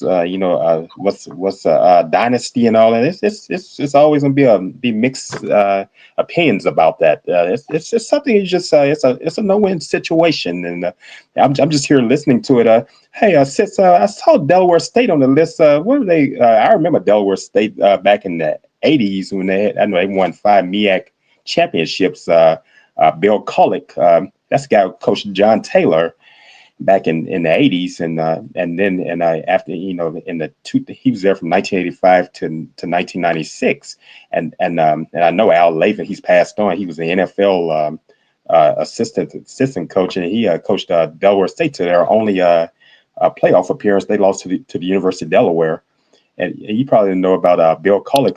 By the way, Coach Collick is on the Delaware State Board of Trustees. He's an alumnus of Delaware State. You might not notice, sis, that when they started becoming the foundation of that program came from a white guy named Joe Przicki. His story is like Jay Hobson. They did not want him there when Nelson Townsend hired him at Delaware State. He caught a lot of flack for hiring Coach Przicki. Przicki kind of got the wheels in motion. That's where you had John Taylor, and Collick was an assistant. And when Przicki left to go to James Madison, and Bill Collick became the head coach, and Collick gave him some great seasons. I saw them play in person in 1986. They beat Southern in Shreveport. I got a chance to see them play. See, they recruited heavily out of Philadelphia and New Jersey, up in that part of the country. Yes. Rod Milstead was in that program too. Rod Milstead. They had a lot of good ones.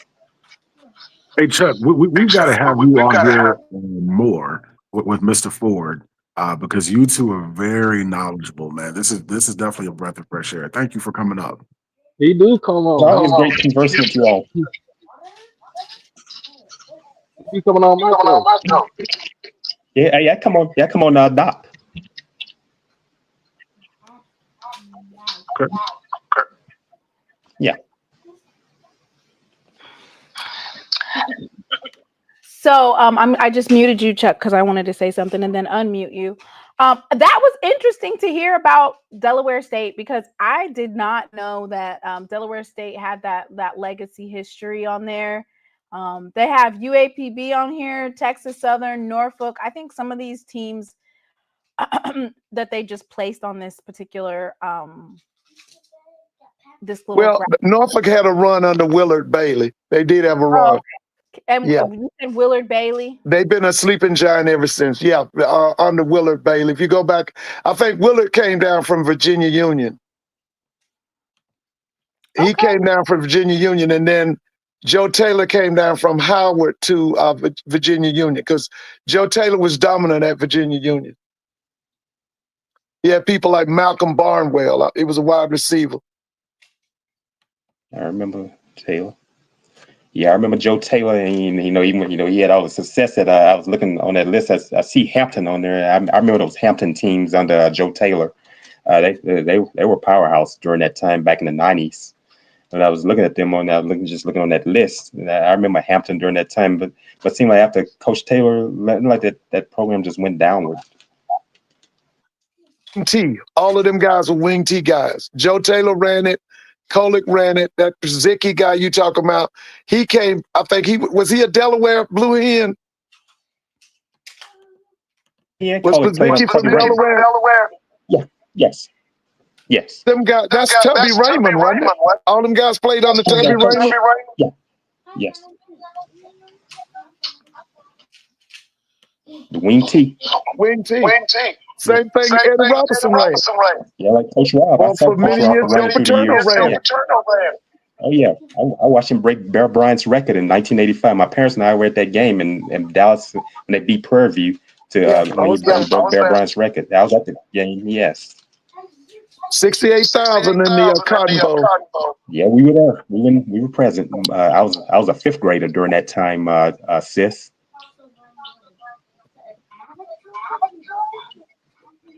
So any I'm gonna mute you. Okay. So, any closing thoughts? I loved the conversation that we had today. I want to thank everybody for coming up. Zoe, Wild Wayne, Jerome, Mr. Ford, Chuck Hunt, checking in from Monroe, Louisiana, Mr. Ford and Doc. So I'm gonna go ahead and get everyone's closing thoughts. I'm gonna start with Jerome, then go to Doc, then go to Chuck, and then Mr. Ford. Jerome. Yeah, I just want to say, hey, thank you again, for having this conversation. I think this is probably the most substantive discourse out of all the conversations that we've seen over the last week or so. A lot of in-depth facts, perspective, ideologies. So again, thank you for this conversation, Tamala.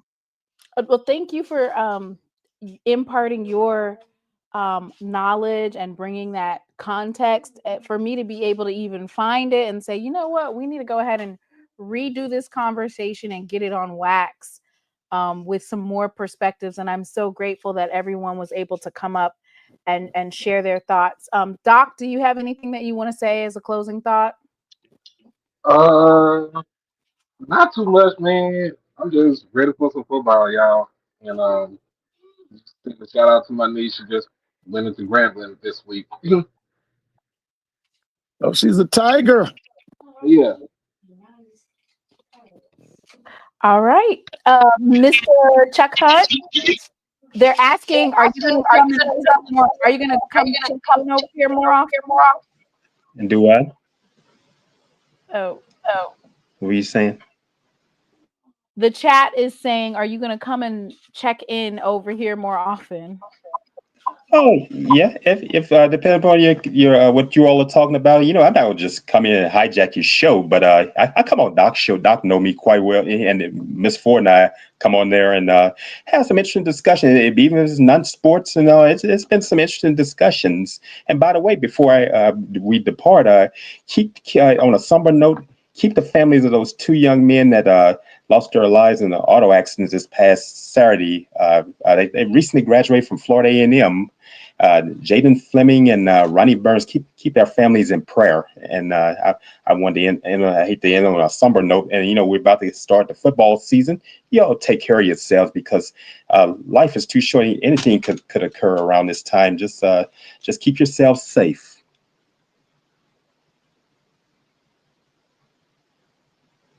That's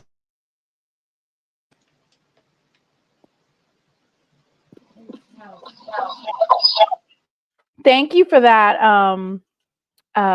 Chuck Hunt, and of course, condolences to those young men who lost their lives, and also condolences to. I'm going to make sure that I get this young man's name correctly. I don't want to pronounce his name incorrectly. There's been quite a few recent deaths in the in the HBCU community and family, and so we want to make sure that we're acknowledging that. There was a young man who recently passed away, a former Madison Central football player and current JSU journalism student Isaiah Wilson passed away. So also want to keep his family and the HBCU community in our thoughts and prayers. Mr. Ford. Listen, and let me piggyback off of what Brother Hunt said. Condolences to those families of those young men from Florida A&M. And with that said, listen, I can't wait. Let me say this. Of course, the number one team in HBCU football is Jackson State. And I hope I can see every one of their games.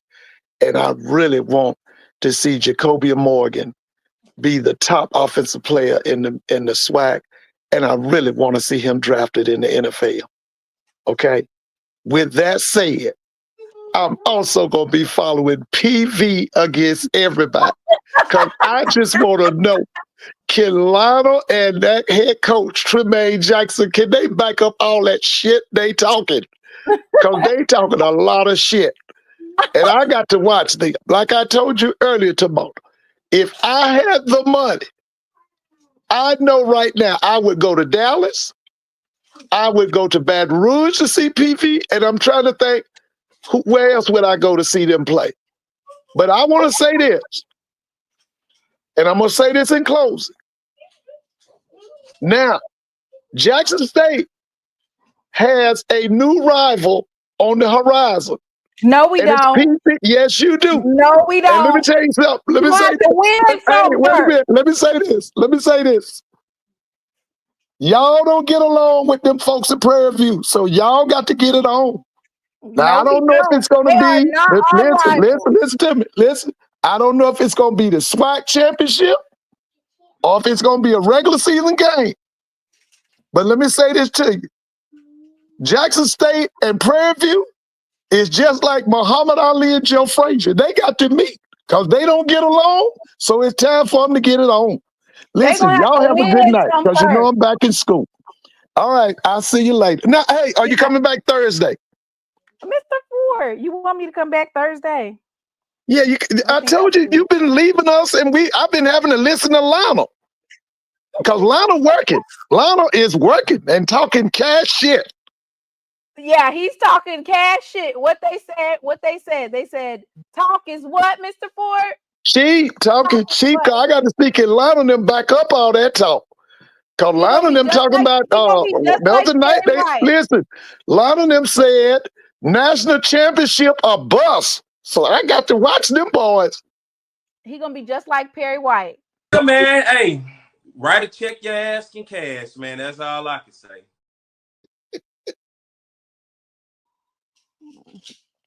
Write a check your ass in cash, man. That's all I can say. Where are we going, Braxton? Where's Jackson State gonna be going? To the Celebration Bowl. Where's that at? Sing your little song. Atlanta. That's us. Nobody else. You're gonna have to win something to play us. You can't be our rival. Win something first. Win and come back.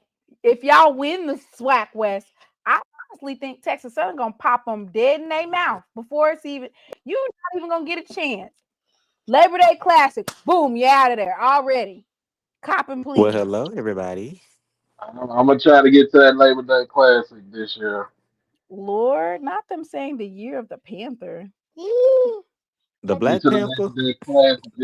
What is it the year of? The Tigers. Which Tigers? Jackson State. Yeah, that's right. That's right. And where are we gonna go? Did I come on too late, everybody? Yeah, you came at the end. Like it's over now. Ah, man. The Blue Baby Tiger. I was out celebrating my grandma's birthday today, y'all. My bad. Happy birthday to your grandma. She turned 69 today. Oh. Happy birthday, Grandma. Why you gotta be? We ain't gonna be wasting our grass.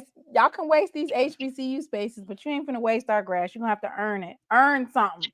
Now, learn something. Now, who did Mr. Ford say was our rival? Who he say? Chuck, who do you think is the rivals of HBCU? The top 3 rivals. You talking about rivals in HBCU space? I know you all. I know that strong rivalry is between you all and Southern. I know that's a heavy rivalry right there. That's one that's heavy. And I know you say a family rivalry would be Jackson State and Alcorn. That you have in Mississippi. That's your rival. That's the other one I can think about. That's the family rivalry. And I know the one that you said is pure hatred. That's Jackson State and Southern.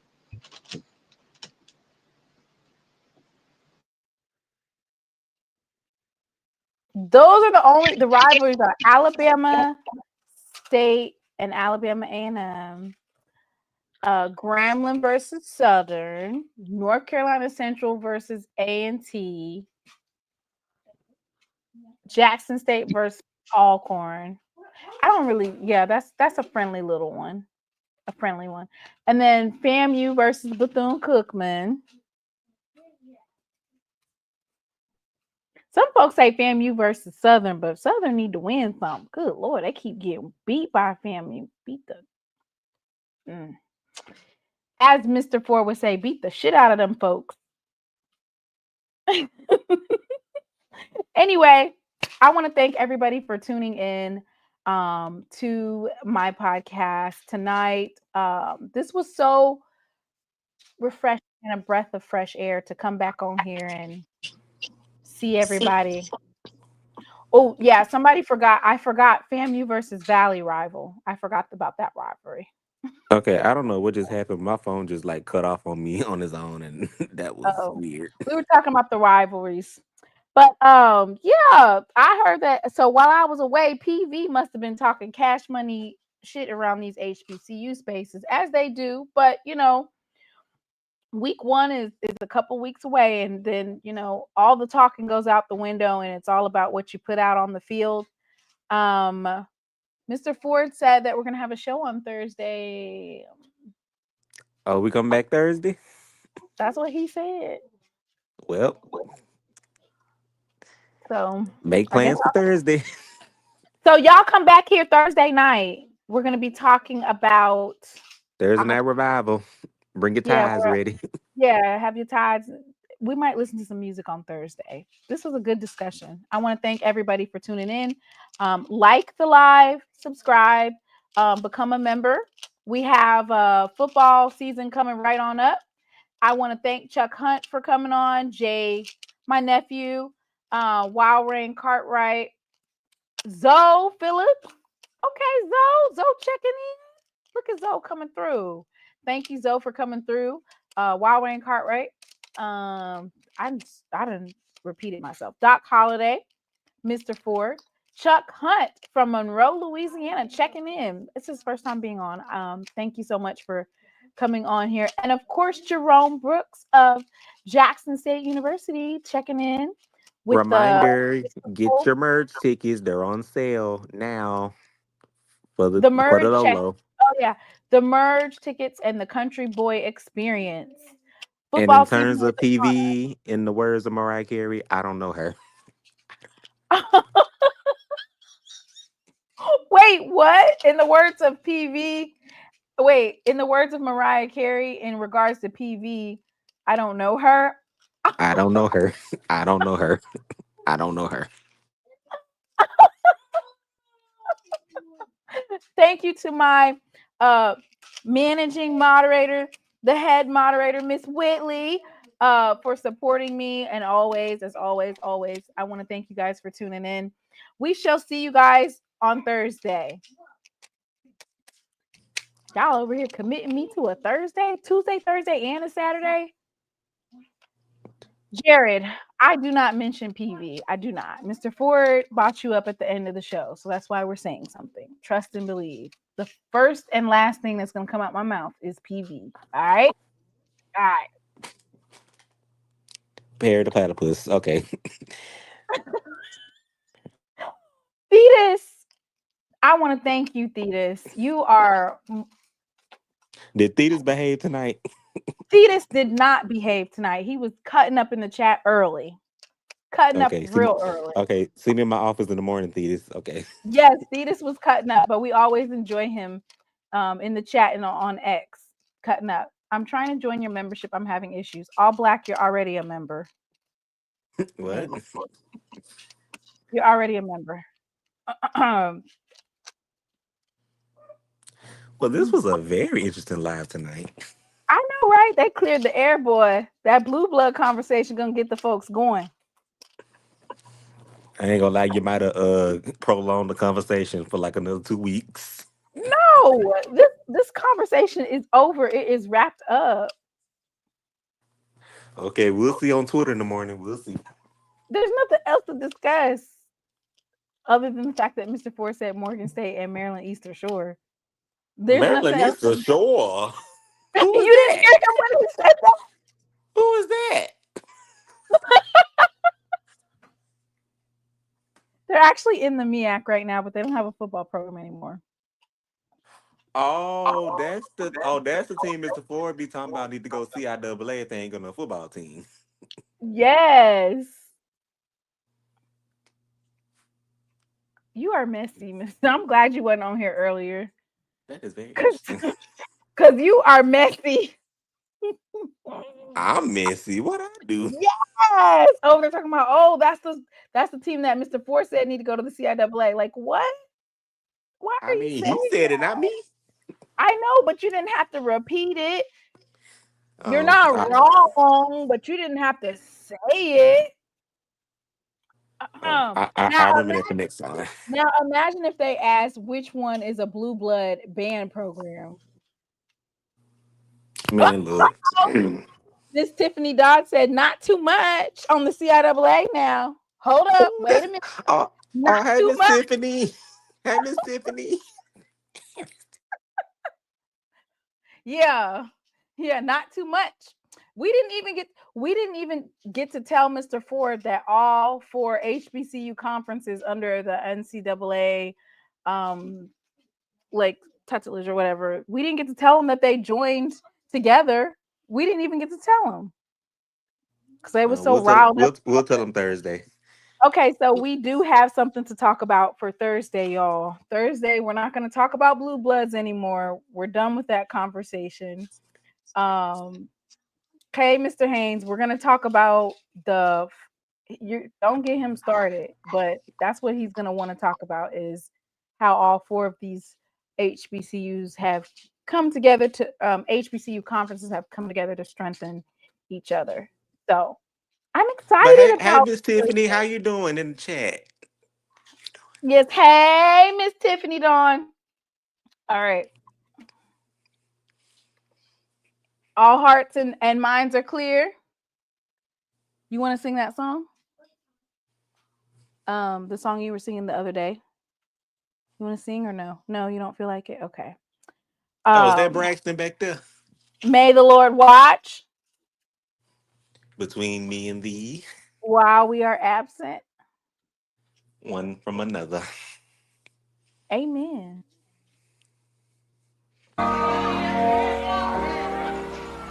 I've had some weary days and some sleepless nights.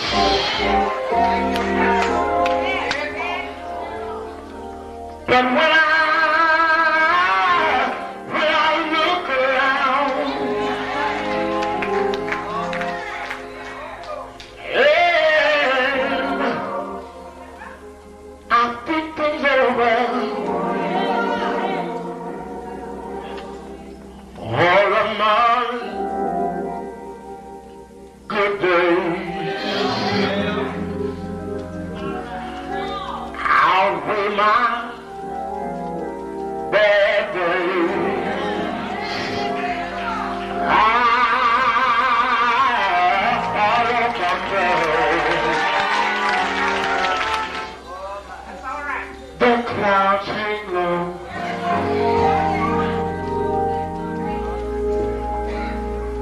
I can hardly see the road. I ask the question, Lord. Lord, why so much pain? But He knows what's best for me.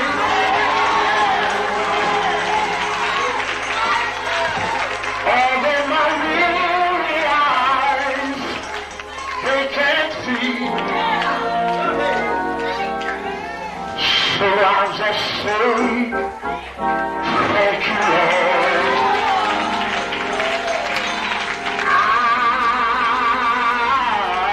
I won't complain.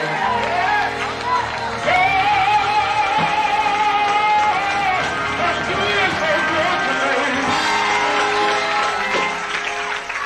He's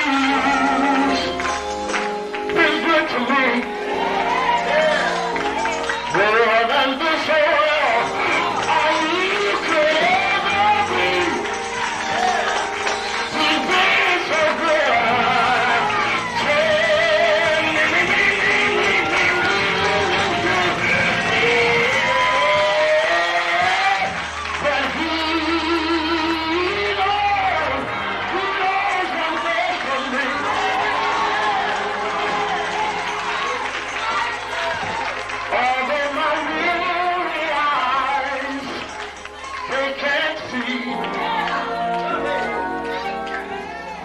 So I just say thank you, Lord.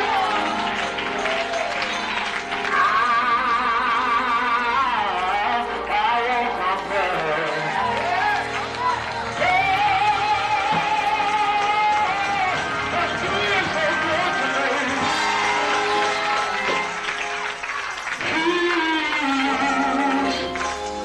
He's been good to me.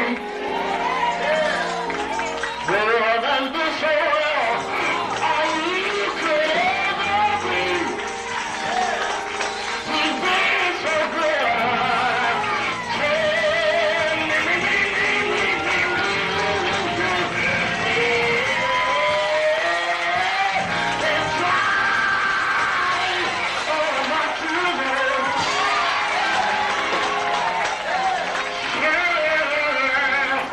My midnight went to bed. So I just say thank you, Lord. I've been lied but thank you, Lord. I've been talked about, thank you, Lord. I've been misunderstood, but thank you, Lord.